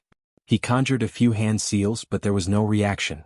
On the other side, Mother Feng's scattered souls had completely gathered together. The raging cries had also stopped. Mother Feng was dressed in a long black robe. Her hair was messy as she stood in the middle of the array. 2 streaks of bloody tears flowed down her cheeks. She suddenly quietened down. Her madness was gone. They did not know if it was an illusion, but the red light in her eyes seemed to have grown brighter. His eyes were fixed on this side. Suddenly he grinned and revealed a sinister smile. Mother Feng.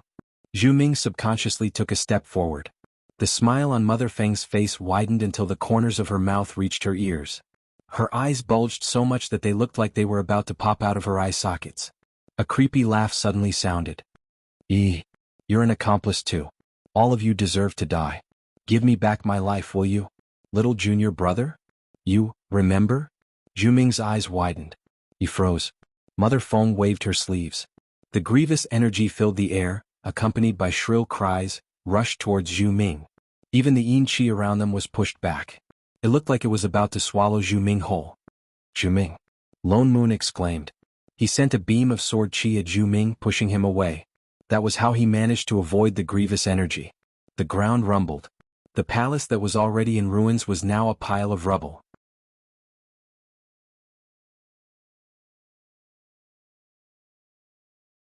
Chapter 268. Zhu Ming crawled up from the ground in a daze. Suddenly he thought of something and looked at the array anxiously. Mother Feng. The figure in the array had disappeared. Even the grievous energy had disappeared into the array. He stood in the array panicking. What happened? Why did Mother Feng suddenly disappear? Where did she go? I Ching frowned and stepped forward to check the array on the ground. This array is not broken. I don't think she broke out of it. Then where did she go? Zhu Ming was getting more anxious. He conjured a few seals to search for her aura. After a while he put his hands down in disappointment. I can't find her aura. Also, there are no signs of other arrays being activated.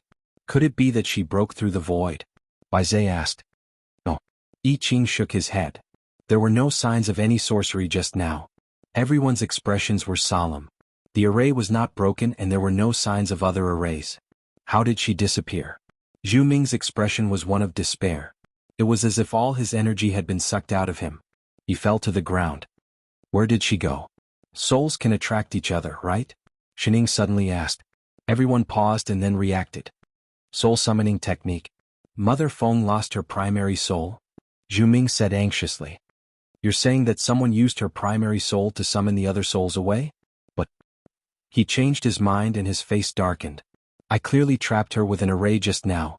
What kind of soul-summoning array in this world can use just one main soul to summon all the other souls? There is. Shining nodded. Haven't you guys seen it before? Zhu Ming paused. A moment later he seemed to have thought of something. His eyes widened and he exclaimed in unison, that mystic realm array.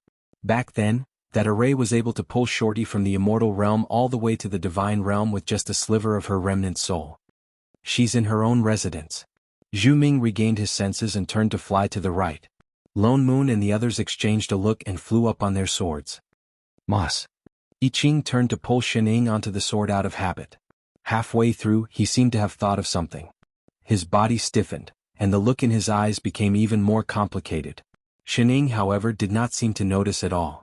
She stood behind Chef and said, "Let's go." Yes, Moss. He did not know why he did not want to say the last word.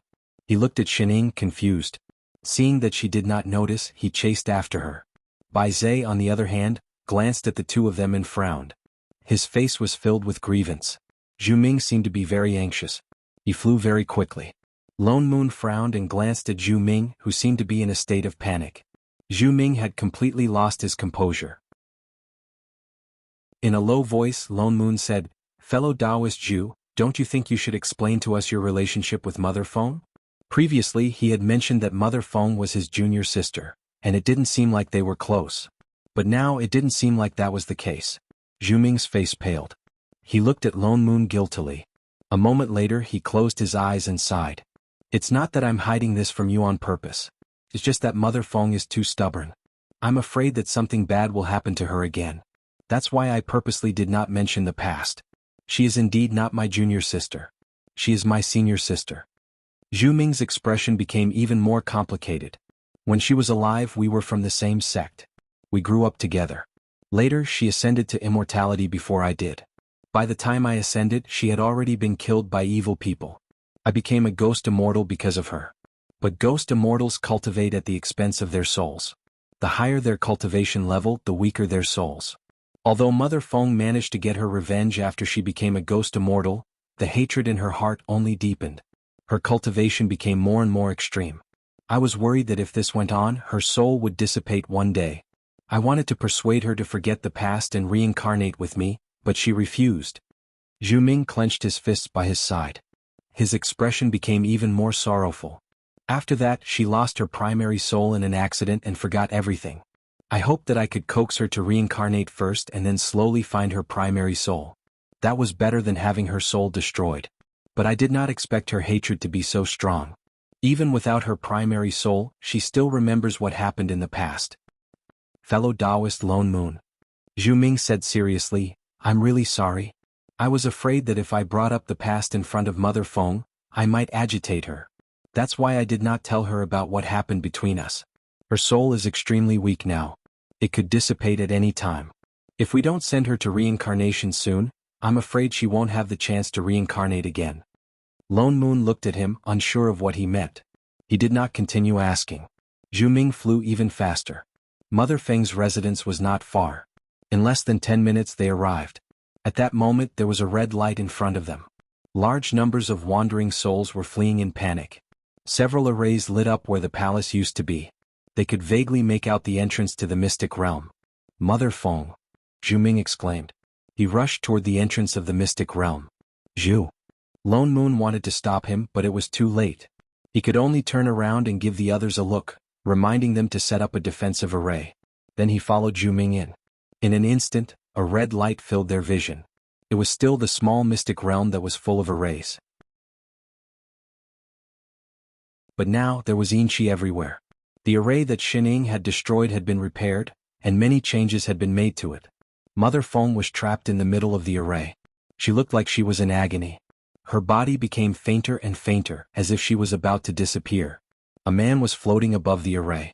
His entire body was wrapped in black Yinqi. His face could not be seen clearly. All they could make out was the man's figure. Sect Master, it's the ghost immortal who was chasing me, Xian Tong exclaimed. Everyone's expressions darkened. This man had finally appeared. The array below can devour souls. Everyone be careful not to get too close. Lone Moon shouted a warning, but it was too late. Zhu Ming, who had entered first, had already rushed down without a care in the world. Mother Feng. Before he could land, several blinding beams of red light shot up and hit him. Zhu Ming's body swayed and a double image appeared on his body. It looked like his soul was being split apart. Chef. Lone Moon immediately turned to warn Yi Qing. The next moment, Yi Qing conjured a ray of god power, which wrapped around Zhu Ming and pulled him back. Bai Zhe stepped forward and conjured a spell to stabilize Zhu Ming's disintegrating soul. Zhu Ming did not care about his own injuries. He turned to look at the person controlling the array above Mother Feng. Stop. Who are you? What did you do to Mother Feng? The black figure did not reply. Instead he activated the array even more. The red light around them grew brighter, carrying with it a frightening aura. Even the people outside the array felt their divine souls waver. They retreated several feet. Everyone's heart jumped. What kind of array was this? Even divine beings could not get close to it. Lone Moon's heart clenched. He thought about how the remnant souls of Chef and the others could be in this person's hands. He turned to the person beside him. Xining Yu, he was just about to ask her to attack when Xining seemed to realize something. She turned to Bai Zhe and asked, Furball, what's the use of the soul-suppressing pearl? Bai Zhe paused, then answered, Of course it's to stabilize divine souls. Is it that? She suddenly pointed below. Everyone lowered their heads to take a look. Sure enough, a pearl was faintly discernible around the black shadow's body. They did not notice it earlier because the Yinqi was too thick. Now that they looked closer, they saw that the pearl was emitting faint god power. It was the soul-suppressing pearl. Someone who could use God power to stabilize souls was definitely not a ghost immortal. Could this person be Qian Yu? For the few of them shouted in unison.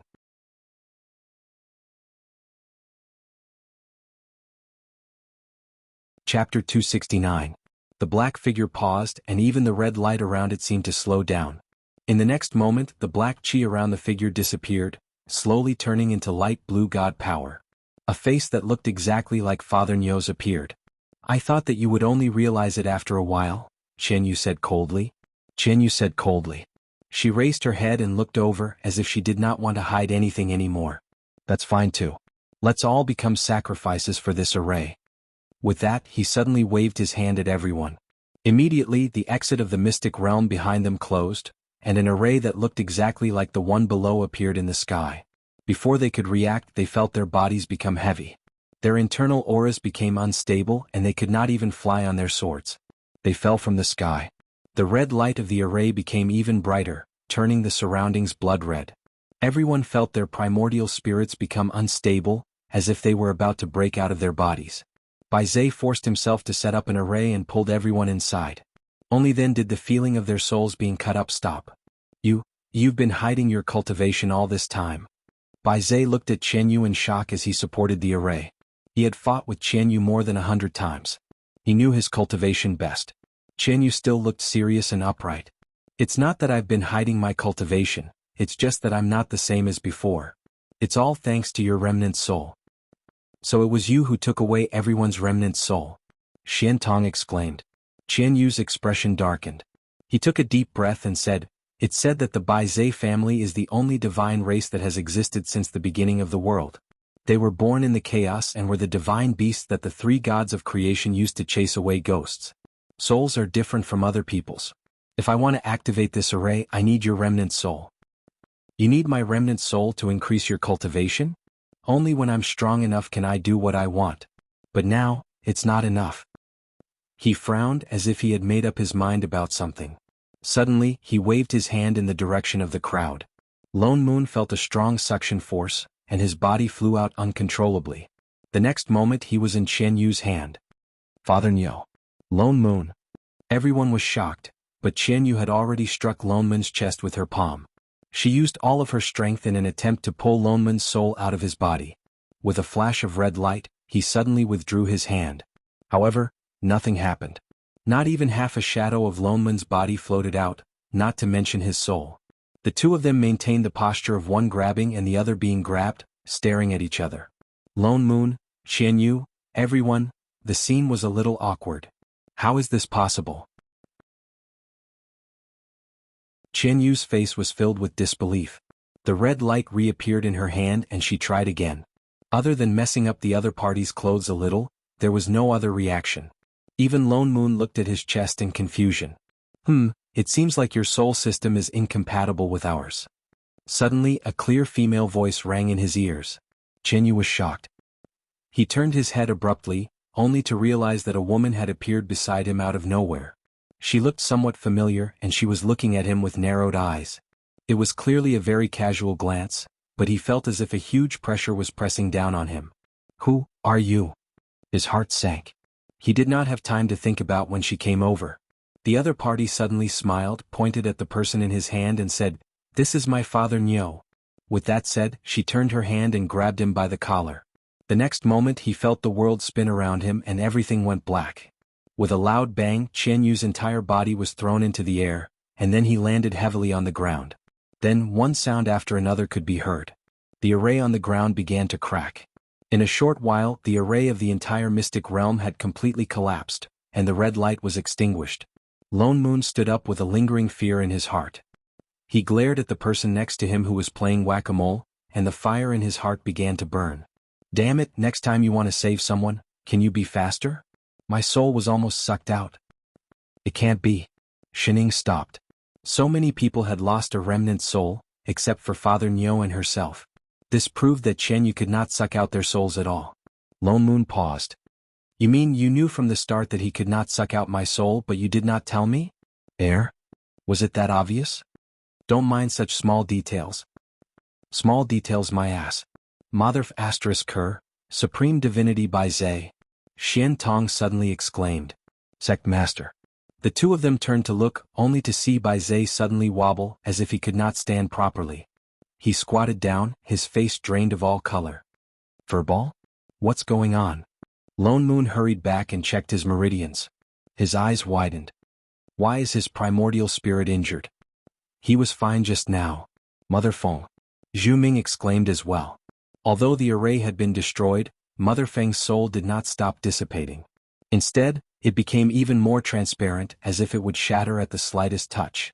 Zhu Ming panicked. Ha ha ha. Qian Yu, whose god power had been destroyed by Shen Ying, suddenly laughed maniacally. Their remnant souls are under my control. If I die, they won't survive either. Everyone's expressions darkened. Bai Zhe, on the other hand, turned to look at Shen Ying, who was still stepping on Qian Yu. His eyes brightened, and he suppressed the agitation of his primordial spirit. I'm fine. Shen, are you worried about me?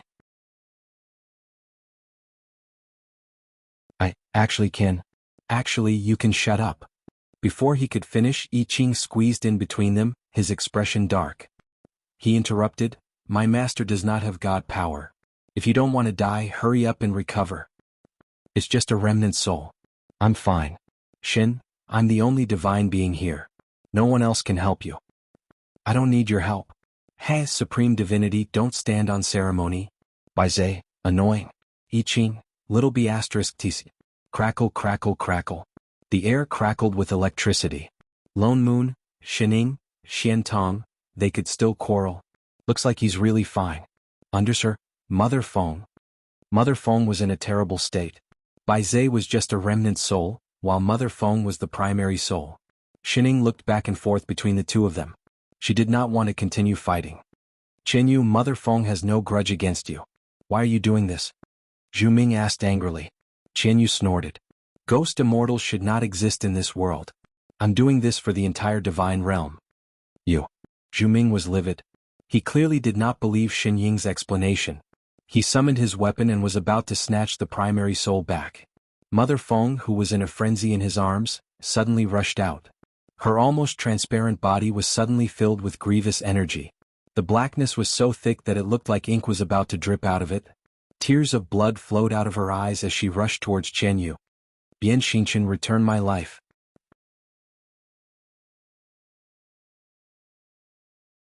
Chapter 270. Mother Feng was extremely fast. Her grievous energy seemed to be able to devour everything. Shen Ying subconsciously took a few steps back. Qian Yu was sent flying by her. The grievous energy around him seemed to be able to corrode everything. His Dharma robes melted and even his flesh started to corrode. His bones could be seen. Suddenly, a golden light flashed across his body and Mother Feng was sent flying. The image of a golden lotus appeared around him, enveloping him completely. The grievous energy around him dissipated as well. He took a deep breath and looked at Mother Feng in horror. You are. Zhu Ming seemed to have thought of something. He looked at Qian Yu in disbelief. Qian Yu snorted. His face, which looked exactly like Father Niu's, began to change. His disguise slowly faded. In a few moments, he had become a completely different person. It really is you. Zhu Ming's eyes widened. He was shocked. How is this possible? Mother Feng, who had been sent flying, continued to charge forward. Bian Xinchen, I'm going to kill you, I'm going to kill you. She had completely lost her mind. Every time she was sent flying by the golden light, she would charge forward again and again. Every time she charged forward, her soul body would grow fainter and the grievous energy around her would grow thicker. She was about to be swallowed up by the grievous energy. Zhu Ming once again used his sorcery to stop her from killing herself. He looked up angrily at the person in front of him. Bian Xinchen, you're still alive. No wonder Mother Feng refused to reincarnate all these years. Her enemy was not dead at all. And he had become Supreme Divinity Qian Yu. Of course I won't die before I complete my great Tao. He looked at Shen Ying fearfully and took another step back. Mother Feng is the biggest obstacle in my great Tao. Obstacle. Zhu Ming clenched his fists, his expression furious. Bian Xinchen, do you still have a heart? She is your wife. She treated you wholeheartedly. She has never let you down. But what did you do to her? In order to complete your great Tao, you destroyed her cultivation, took out her immortal bones and made her die of grievous hatred. You've already caused her so much harm. What more do you want? Bian Xinchen did not look the least bit guilty. He remained calm. To complete my great Tao, I have to make sacrifices. You, Zhu Ming. Bian Xinchen's expression darkened. He scoffed and said, "Don't you forget that you were the one who told me that only the heartless Tao could help me become a god." Zhu Ming's body shook and his face turned pale. Many emotions flashed across his eyes. "I did not think that you would really do that. I just for Mother Feng?" Bian Xinchen interrupted him, his eyes full of sarcasm. "You've liked her since you were young. When you gave me the Heartless Tao technique, I already knew your motive. It was to make Mother Feng give up on me. Now that both of you are ghost immortals, it can be said that I have fulfilled your wish of so many years." "Shut up," Zhu Ming roared. His expression was one of regret and anger. He pointed the sword in his hand at the person in front of him. "I did have selfish motives back then, but I never thought that you would really—" He could not continue. His entire body trembled as he gritted his teeth and said, "Kill your wife to prove your Tao." As soon as he said this, everyone present took a deep breath. Shit. Another scumbag. So he was the one who killed Mother Feng in her previous life. They were husband and wife. It was no wonder that Mother Feng was so angry even after losing her primary soul. Bian Xinchen's expression did not change in the slightest. "Cutting off all emotions is the key to achieving the Tao. Only by killing my wife can I become a god. I have never regretted killing her." Bian Xincchen. Zhu Ming was getting angrier. "Don't forget you had a part in Mother Feng's death." Zhu Ming's body stiffened. His face turned even paler, but he continued to glare at the person in front of him. "I did let Mother Feng down. That's why I became a ghost immortal. I wanted to take revenge on you." With that said, he summoned his weapon and charged at Bian Xinchen. Return Mother Feng's primary soul. Bian Xinchen did not seem to care about him at all. He did not even try to dodge. Before Zhu Ming could get close to Bian Xinchen, he was repelled by the golden lotus around him. His soul was also on the verge of collapsing. Lone Moon glanced at Zhu Ming, who was lying on the ground. He did not like the two of them at all. Although he knew that Zhu Ming was hiding something, he did not expect it to be something like this. In his previous life, Zhu Ming tempted others to cultivate the Heartless Tao in order to get the woman he loved. In the end, Bian Xinchen killed his wife to prove his Tao. Each was worse than the last. Poor Mother Feng. She was killed by her husband when she was alive. After she became a ghost immortal, she lost her primary soul. Bian Xinchen's success in becoming a supreme divinity probably had something to do with Mother Feng's primary soul. Lone Moon just did not understand why Bian Xinchen would disguise himself as him. Was it a coincidence? Lone Moon looked at the person in the sky. No matter what, he had to get Bai Zai's remnant souls back first. Shining. Shining nodded. In a flash, she appeared behind Bian Xinchen. She reached out to grab him. Bian Xinchen was shocked. This time he reacted quickly. He retreated more than 10 meters. His eyes darkened. Suddenly he gathered his last bit of god power and turned to strike. Shining had no intention of dodging. The god power brushed past her waist and flew towards the direction behind her, where Mother Feng was. "Mother Feng!" Zhu Ming exclaimed. He rushed over, but he was too late. The god power hit Mother Feng directly, and the array trapping her instantly dimmed. Before anyone could react, Mother Feng rushed out once again. Her body was brimming with resentment as she rushed towards Bian Xinchen. Using all her strength, she shouted, "Bian Xinchen! Mother Feng, don't!" Zhu Ming cried out. But it was too late. Mother Feng was already engulfed by the grievous energy. Her thin, cicada-like soul body collapsed with a ding. It turned into spots of light and disappeared into the black grievous energy. Mother Feng. Zhu Ming fell to the ground as if he had lost consciousness. His face was filled with despair. The next moment, Bian Xinchen's god power surged. His cultivation level increased exponentially. His entire body was enveloped in blue god power. Even the god power that Shen Ying had destroyed earlier started to gather again. His face was filled with excitement.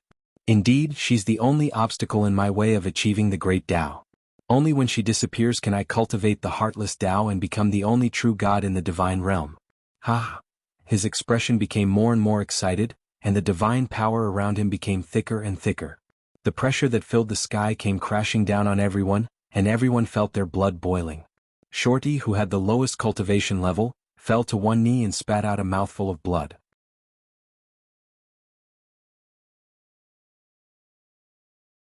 Chapter 271. Shorty. Lone Moon wanted to help him up, but he felt his chest tighten as well. His meridians felt like they were about to break. Bien Xinshan, you caused Mother Feng's soul to dissipate. I want you to pay with your life. Zhu Ming's eyes were bloodshot. He suddenly rushed towards Bien Xinshan and hugged him. He activated all the yin qi in his body and wrapped it around Bien Xinshan. He's going to self-destruct. Wait. Lone Moon was shocked. He wanted to stop him, but it was too late. The next moment there was a loud bang and the entire mystic realm shook. A huge impact came. If I Ching had not set up a defensive array in time, the few of them would have been sucked in. The scene was already a cloud of dust. Fool. However, even the self-destruction did not harm Bien Xinshan in the slightest. He only gently brushed off the dust on his body and coldly glanced at the others on the ground, as if he was looking at a group of ants. I have already become a true god. There is no one in the three realms who can stop me. Is that so? Suddenly, a cold voice rang out beside their ears. The next moment there was a loud bang. Bien Xinshan, who was wrapped in god power and floating in mid-air, was kicked down by Shining. He hit the ground with a loud bang. The suppressive force on everyone disappeared. That's impossible. Bien Xinshan crawled to his feet. His eyes widened as he looked at the person above him in disbelief. That's impossible. I'm already a true god. Unless you're one of the three ancient gods of creation, how can you get close to me? Who are you? Ancient gods of creation? Xin Ying's eyes narrowed. She thought for a moment before replying, why don't I try beating them up next time? Then we'll see what's the difference. Bien Xinshan's eyes widened. He tried to activate all his cultivation to fight back, but he realized that his god power could not be activated at all. In fact, it looked like it was about to collapse. What's going on? What did you do? Shining, who was about to kick him, paused. She didn't do anything. My god power. Bien Xinshan's expression became even more panicked. The god power around him started to dissipate like a hole in his body. His cultivation, which had just been rising, started to drop. No matter how he tried to stop it, it did not work. That's impossible. I've already cultivated the heartless Tao. Mother Feng's soul was destroyed. How did this happen? Suddenly he seemed to recall something. His face filled with hatred. It's Zhu Ming. Zhu Ming. You lied to me. This heartless Tao can't cultivate to become a true god. There's nothing wrong with the heartless Tao. The one with the problem is you. Bien Xinshan paused. What do you mean? Who gave you the idea that killing your wife can prove your Tao? Cutting off affection and love is the way to be heartless. I did not do anything wrong. Shining could not help but kick him. Your brain is on your head. Being heartless is also your way of thinking. Is there something wrong with your understanding, or is there something wrong with your IQ?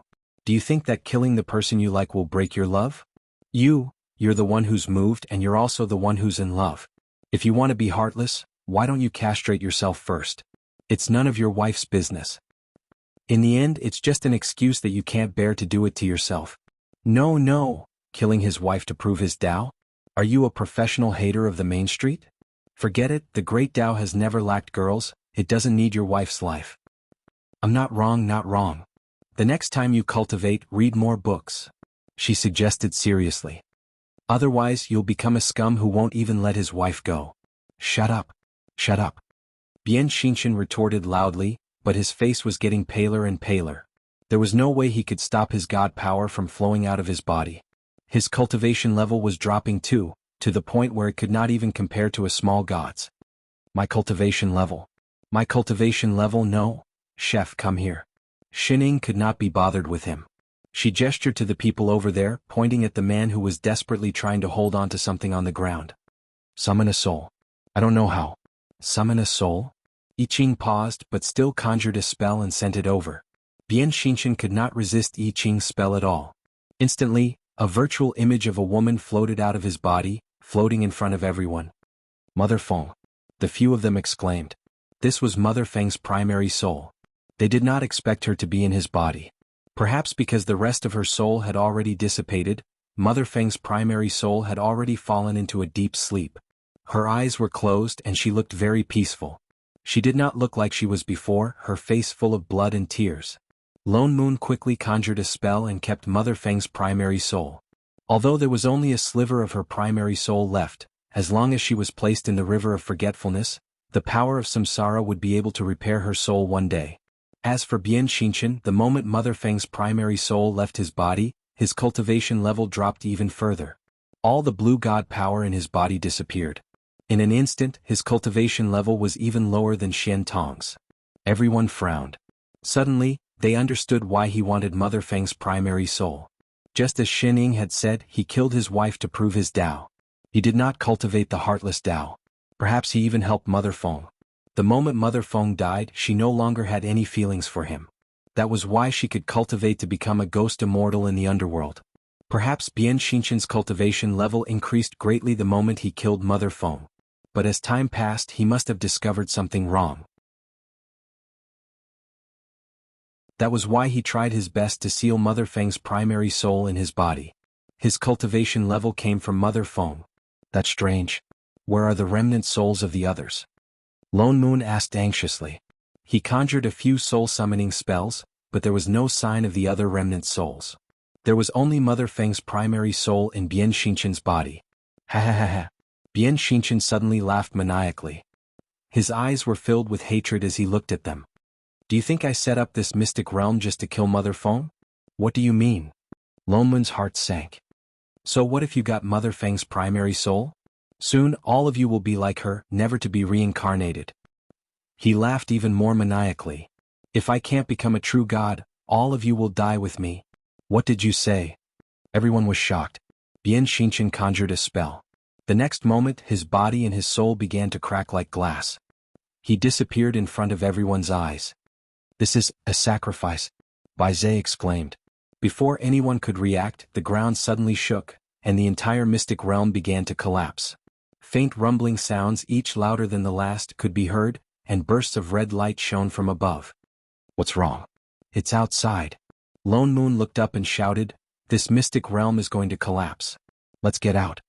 The few of them mounted their swords and rushed out. The moment they exited the mystic realm, they found themselves in a sky full of red light. The red light from the array was everywhere. It was like pillars of light shooting up into the dark sky. It was as if the sky was being torn apart.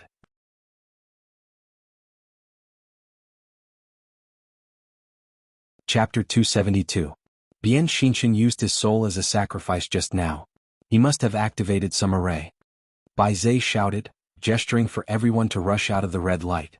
The group did not hesitate. They flew away from the red light on their swords. Looking back, they saw that the red light was spreading endlessly in all directions. It was like a spider's web covering the entire ground.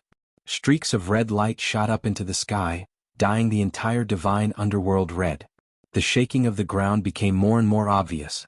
Shrill cries of ghosts could be heard all around them. The sound was so sharp that it almost pierced through their eardrums.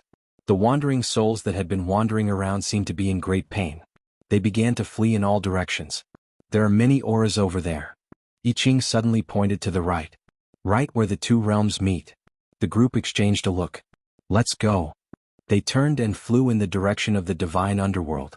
A journey that should have taken an hour took them less than 10 minutes to reach the place where the two realms met. It was not that they had increased their speed, but the divine underworld seemed to have shrunk. There was a white light in front of them. A translucent wall of light blocked the divine underworld, sealing it off completely. There were countless arrays on it that they could not understand. It was connected to the red light that was everywhere in the divine underworld. There seemed to be some kind of force pulling it towards the divine underworld. The wall of light was slowly moving towards the divine underworld. With every inch it moved, the darkness in the divine underworld disappeared a little. The divine world also expanded a little. It looked like the divine underworld was being swallowed up. They did not know what the wall of light was. Every time the wandering souls from the divine underworld touched it, their soul bodies would begin to crumble and they would scream in agony. What was even more shocking was that behind the wall of light, there were countless divine beings from different races. They were all making hand seals in unison, as if trying their best to push the wall of light in front of them to swallow up the divine underworld. They could vaguely see familiar figures inside. That's the drama queen? I Ching paused. He looked at the two people at the front of the group. Feng San Longzhen. Lone Moon stepped forward and shouted, "What are you doing? What array is this?" The person on the other side didn't reply, as if he didn't hear their shouts at all. He just maintained the formation with a dull expression. Their souls have been controlled by someone and have become one with the array. They can't hear us at all. Bai Zai's face darkened as he explained, the others should be the same. Everyone's hearts trembled. They looked at the countless figures outside the matrix in disbelief. There were at least tens of thousands of people here. Who could control so many people at the same time? Moreover, they were all from the divine race? They are all divine beings. How can they? Lone Moon stopped mid-sentence. His eyes widened and he exchanged a look with Shining. Both of them exclaimed in unison. Remnant soul. Everyone's faces paled. Originally, they thought that they were the only ones who had lost their remnant souls. But now, it seemed that all the people outside had lost their remnant souls. In other words, more than half of the people in the immortal world had been affected. F***CK, I have to admit that this maneuver is awesome. This was simply to destroy the netherworld, but who would do such a thing? Lone Moon turned and pulled I Ching back. In a low voice he instructed, Chef Bai Zai, the two of you stay away from the array. The wall of light was moving faster and faster. It carried with it a destructive aura. Without a doubt, if they touched the wall of light, they would be destroyed just like those wandering souls. The few of them had no choice but to retreat. Lone Moon scanned the crowd anxiously. We have to find the person controlling them quickly. Otherwise, the entire netherworld will be finished. Elder Lone Moon, look. Xian Tong suddenly pointed to the right and shouted. Everyone turned to look. Not far to the right, the wall of light suddenly emitted a beam of white light. It cut through the darkness of the netherworld and went straight to the deepest part of the netherworld. It seemed to be cutting a path. They could vaguely see a white figure flying towards the depths of the light. That should be the mastermind. Chase. Lone Moon reminded them. He turned and rode on his sword to chase after it. The others did not hesitate. They all followed. The figure in front was very fast. Even though everyone was trying their best to chase after it, they could only see a shadow. Lone Moon gritted his teeth and was about to speed up to chase after it. Father Nyo. Shining suddenly reached out and pulled him back. Lone Moon almost fell off from his sword. Shining, you dash, there's a river. She reminded him. She also grabbed Xian Tong and Bai Zai who were about to fly over. In river. Lone Moon was shocked. He almost forgot that there was such a thing in the netherworld. He looked at the person who was already a white dot. He became more anxious. Let's go around. Too slow. Just as he was about to ask Shining to bring them around, she suddenly spoke. Lone Moon's heart sank. He suddenly had a bad feeling. Wait, Shining, don't tell me dash. Before he could finish his sentence, he felt his collar tighten, and in an instant, his whole body was dragged forward. There was a buzzing sound in his ears and all that was left was a blur, and the three people who were also being dragged forward. The four of them. In the blink of an eye, the figure that was still a white dot in front of them was getting closer and closer. A moment later they felt their ears stop buzzing. They had already stopped in front of the white figure. It was a white-robed old man with a head of white hair. Even his beard was white. There seemed to be a habitual trace of a smile on his lips. He looked like an amiable old man. There was not a trace of hostility on his face. He did not look like someone who wanted to destroy the entire netherworld at all. It's you? The old man frowned. He looked straight at Lone Moon. There was no panic in his eyes. Instead, he looked like he understood. My prediction was right. You are the biggest variable. You know? Ugh. Before Lone Moon could finish, his expression changed. The side effects of moving at such a high speed exploded. He turned and vomited. His face turned green. His vomiting seemed to have turned on some kind of switch. I Ching, Bai Zai and Shorty all turned their heads. Their faces turned green as they started vomiting. They looked like they were going to vomit their bile out. In an instant, there were only two people standing opposite each other and four people who were bent over and vomiting. Shining, the old man. The scene was extremely awkward. Straight face, he knew it would turn out like this. Shining had run away really fast. Lone Moon conjured several spells on himself before he managed to suppress the urge to vomit. He looked at the person opposite him. Who exactly are you? Before he could finish speaking, Bai Zai, who had also recovered, exclaimed, Supreme Divinity Hong Yu.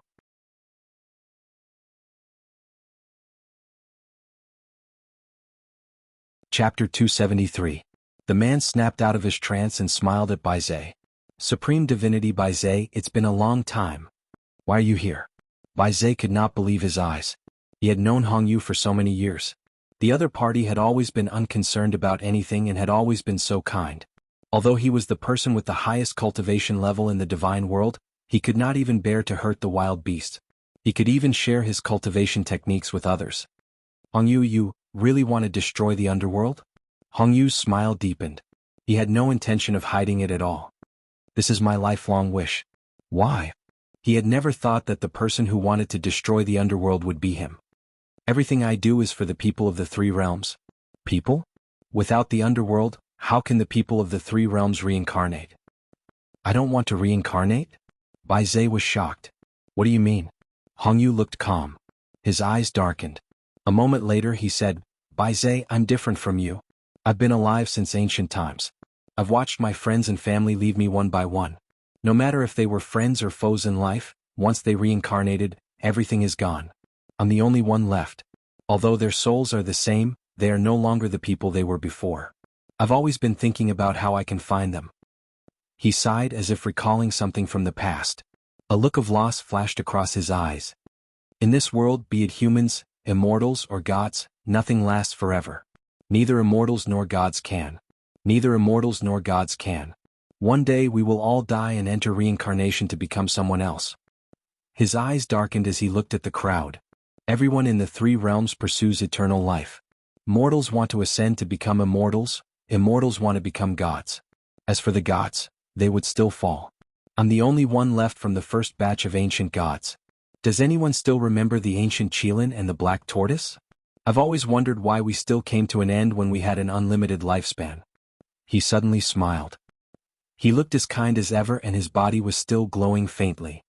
In the end I finally understood. The reason why there is no true immortality in this world is because there is reincarnation. Bai Zhe was shocked. He immediately understood why he had come to the underworld. You want to destroy the reincarnation stage. Without reincarnation there is no reincarnation. Hongyu did not seem the least bit afraid that Lone Moon would find out. He continued, as long as the underworld is gone, there will be no reincarnation stage. The living beings of the three realms would not be pulled into the cycle of reincarnation, and there would be no such thing as birth and death. This is true eternal life for everyone in the three realms. You. Bai Zhe's eyes widened. Do you know how many wandering souls your formation will kill?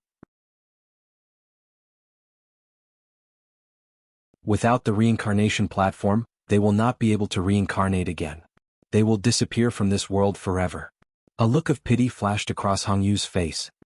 He closed his eyes and said, this is a necessary sacrifice. Bai Zhe frowned. Lone Moon, on the other hand, took a step forward and summoned his immortal sword. It was obvious that this person had fallen into obsession and could not listen to anyone else. We will not let you destroy the underworld. Hongyu glanced at him and gave him a meaningful look. You are indeed the biggest variable in this matter. Even though I asked Bian Xinchen to take on your appearance and block the heavenly Tao, you still managed to reach the divine world. Lone Moon paused. You know me?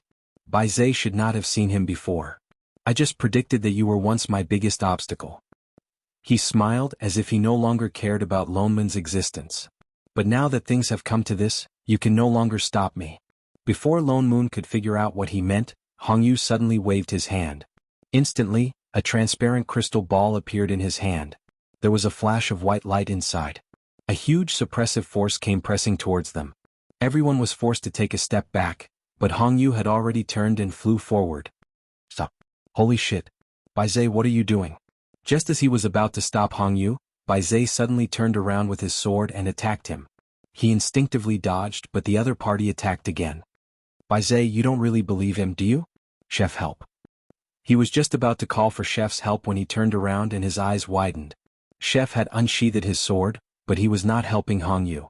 Instead he was stabbing at Xining. Xining. Xining subconsciously turned to the side, only to see the sword in Chef's hand directly brush past her body and fall to the ground, creating a huge pit. Yiqing. Lone Moon's eyes widened in disbelief. He took a closer look at Bai Zhe and Yiqing. They looked dazed as if they had lost their minds. He immediately thought of Feng San and Long Zhen. Shit, Xining and the others are being controlled by that old man Hongyu. Lone Moon reacted. As he dodged, he shouted, Bai Zhe and Chef's remnant souls are in his hands. Xining frowned and turned to look in Hongyu's direction. She realized that he had not gone far. He was standing not far away. He waved his hand in front of him. Immediately, the darkness around them dissipated, as if something had been opened. A golden light shot into the sky. It's the reincarnation stage. Lone Moon exclaimed. Xining turned to rush over, but I Ching's figure flashed and he stood in front of her again. She paused. They're being controlled. They have no consciousness. They're only attacking you with their remnant soul's instincts. Lone Moon shouted. He can't hear you. Indeed, I Ching did not reply. He conjured a seal and froze Xin Ying's body. He waved his hand expressionlessly. Instantly, a sky full of swords appeared. The cold swords were all aimed at her. He leapt up and lunged at her again. Xining was stunned. She did not know if she should attack. In the next moment, the sky full of swords started raining down on her. Lone Moon was shocked. Xining before he could finish speaking, there was a series of clanging sounds. Countless immortal swords landed around Xining. They formed a circle of swords, trapping her inside. Xining felt a weight on her neck. She bent down subconsciously. Then she felt something warm on her lips. Something was imprinted on her. Lone Moon, Xian Tong, Xining, was this acting on instinct? Xin Ying's mind went blank for a moment. The key thing was that a certain person was standing on tiptoe on the hilt of a sword and hugging her neck. He obviously had no experience in kissing. He just rubbed his lips against hers, then licked her, dissatisfied. Then, his saliva smeared all over her face. The corner of Xin Ying's mouth twitched. She tore the person in front of her off her body. Father Niu, can I kill him? Lone Moon. Before he had time to react, Bai Zhe had already broken through the array and was attacking him again. Holy shit, Bai Zhe was trying to kill him. They were all acting on instinct. Why was Chef so outstanding?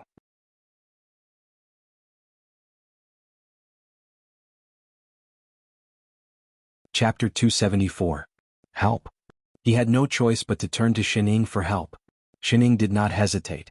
In a flash, she grabbed Chef, who was still trying to climb onto her body, and came over. She grabbed Bai Zhe's sword-wielding hand and flung him to the ground. Lone Moon hurriedly activated his immortal chi and knocked the back of their heads twice. He also conjured a few spells to make them fall asleep. The two of them finally fell over. Sect Master Elder.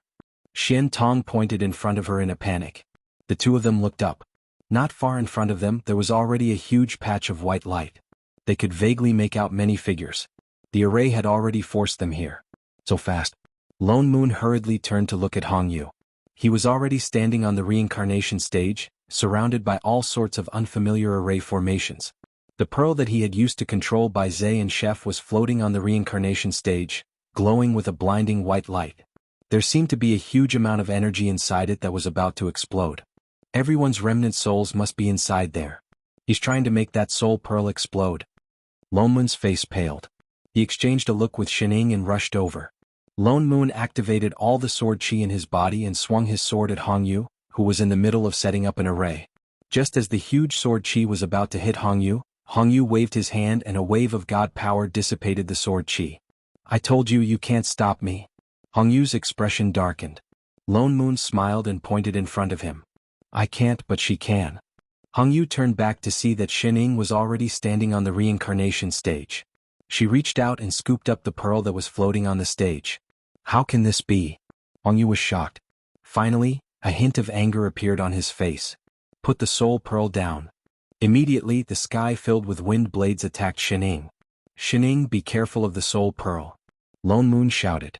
Xining, who was just about to retaliate, paused. She turned and retreated several feet. The sky filled with wind blades missed their target. They all struck the surroundings of the reincarnation stage. The surrounding array dimmed. Even the huge red array that covered the entire underworld seemed to flicker. Lone Moon's eyes brightened. He immediately understood. Xining, the array around the reincarnation stage is the eye of the array outside. Destroy it. Xining did not hesitate. She held the soul pearl in one hand and punched the ground beneath her feet. With a loud bang, the entire array formation cracked. One by one, the cracks spread towards the surrounding array formations, and wherever they passed, the red light would instantly extinguish. The fissures continued to spread, splitting apart the withered ground in layers of array formations, and finally, the reincarnation platform. Xining, Lone Moon, Hong Yu, Air. Father Niu, if I said I didn't do it on purpose, would you believe me? Believe your sister. Lone Moon felt the urge to kill someone. Are you a freaking spy sent by a monkey? It's one thing for you to smash the ground, But why did you smash the reincarnation stage as well? She was in cahoots with Hongyu, wasn't she? Fortunately, there were only some cracks on the reincarnation stage. It had not collapsed yet. Crack. A crisp sound rang out. The ground suddenly shook. Before Xining could retract her fist, there was a sudden crash. A crack about a meter wide appeared on the ground, and it started to tear towards the reincarnation stage. Holy shit. Holy shit. Holy shit. What he wanted really came true. Lonman's face turned pale. Oh no, Father Nyo, give me your sword. Ha! Lone Moon was still confused. Xining took the sword from his hand and turned to the right. She gripped the sword tightly in her hand and stabbed it into the ground. There was a loud crash. An even bigger crack appeared on the right side, stopping the crack that was spreading towards the reincarnation stage. The crack stopped immediately. Lone Moon heaved a sigh of relief. Damn it, he was scared to death. Elder Sect Master. Suddenly, a voice filled with fear rang out. The two of them turned to look and their eyes widened. Shorty. They did not know when Shorty had been caught by Hongyu and placed on the reincarnation stage. What are you trying to do? The soul pearl is gone. This girl's soul is special. She can still destroy the reincarnation stage. Hongyu suddenly smiled at the two of them, as if he had accomplished something big. He grabbed Xian Tong and jumped into the reincarnation stage. Shorty. Lone Moon was shocked. It was too late to rush over. The two of them were no longer on the reincarnation stage. All he could see was a patch of golden light. Lone Moon was anxious. Hongyu was doing this on purpose. He had no intention of using the soul pearl to destroy the reincarnation stage. He wanted to use Shorty's soul. What should we do? Xining, can you see Shorty? No. Xining shook her head. Suddenly she recalled something. Father Nyo, the pearl containing Shorty's remnant soul is with you, right? Yes, but throw it in. What? Quick. Lone Moon retrieved the soul bead and threw it into the reincarnation stage. In the next moment there was a loud crash. The reincarnation stage began to collapse inch by inch. The golden light inside seemed to be blown away, scattering in all directions. Like fluorescent light, it slowly dimmed. Lone Moon looked at the surrounding fluorescent light in a daze. His eyes darkened. Shorty, she's already gone back. Xining suddenly interrupted. What? Lone Moon paused. He realized that Xining was looking in the direction where the fluorescent light was dispersing. He followed her gaze and found that the fluorescent light that had dimmed earlier was suddenly lighting up again. It was getting brighter and brighter. It was also spreading in all directions. The underworld, which had already shrunk by half due to Hongyu's array, was now expanding outwards. Golden fluorescent light was everywhere. It was like the floodgates had been opened. It flowed endlessly. Lone Moon finally understood why Xining said that the underworld was too bright. It was indeed very bright. Looking up, the entire underworld was covered in golden light. It looked like a boundless ocean. But he could faintly see a few blacking rivers. This was the source of the river of forgetfulness? Not the reincarnation stage but the entire underworld? Lone Moon was still in a daze. Suddenly the scenery in front of him changed. It went from a golden ocean to a blue sky. This was the divine territory of the ancient gods?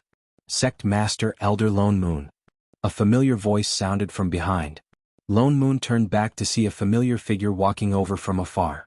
Her lips were curved in a bright smile. Shorty. Lone Moon was overjoyed. That was great. She was fine. Just as he was about to step forward, Xining suddenly spoke. Mengpa. What? You're tuning in to the Han Li's Wuxia Adventures YouTube channel. We're so grateful for your support and don't forget to subscribe to join us on this incredible journey through captivating stories. Your generosity through donations truly makes a world of difference, as it's the primary source of revenue that allows me to expand and enhance this channel for you. Thank you from the bottom of my heart for being a part of this adventure.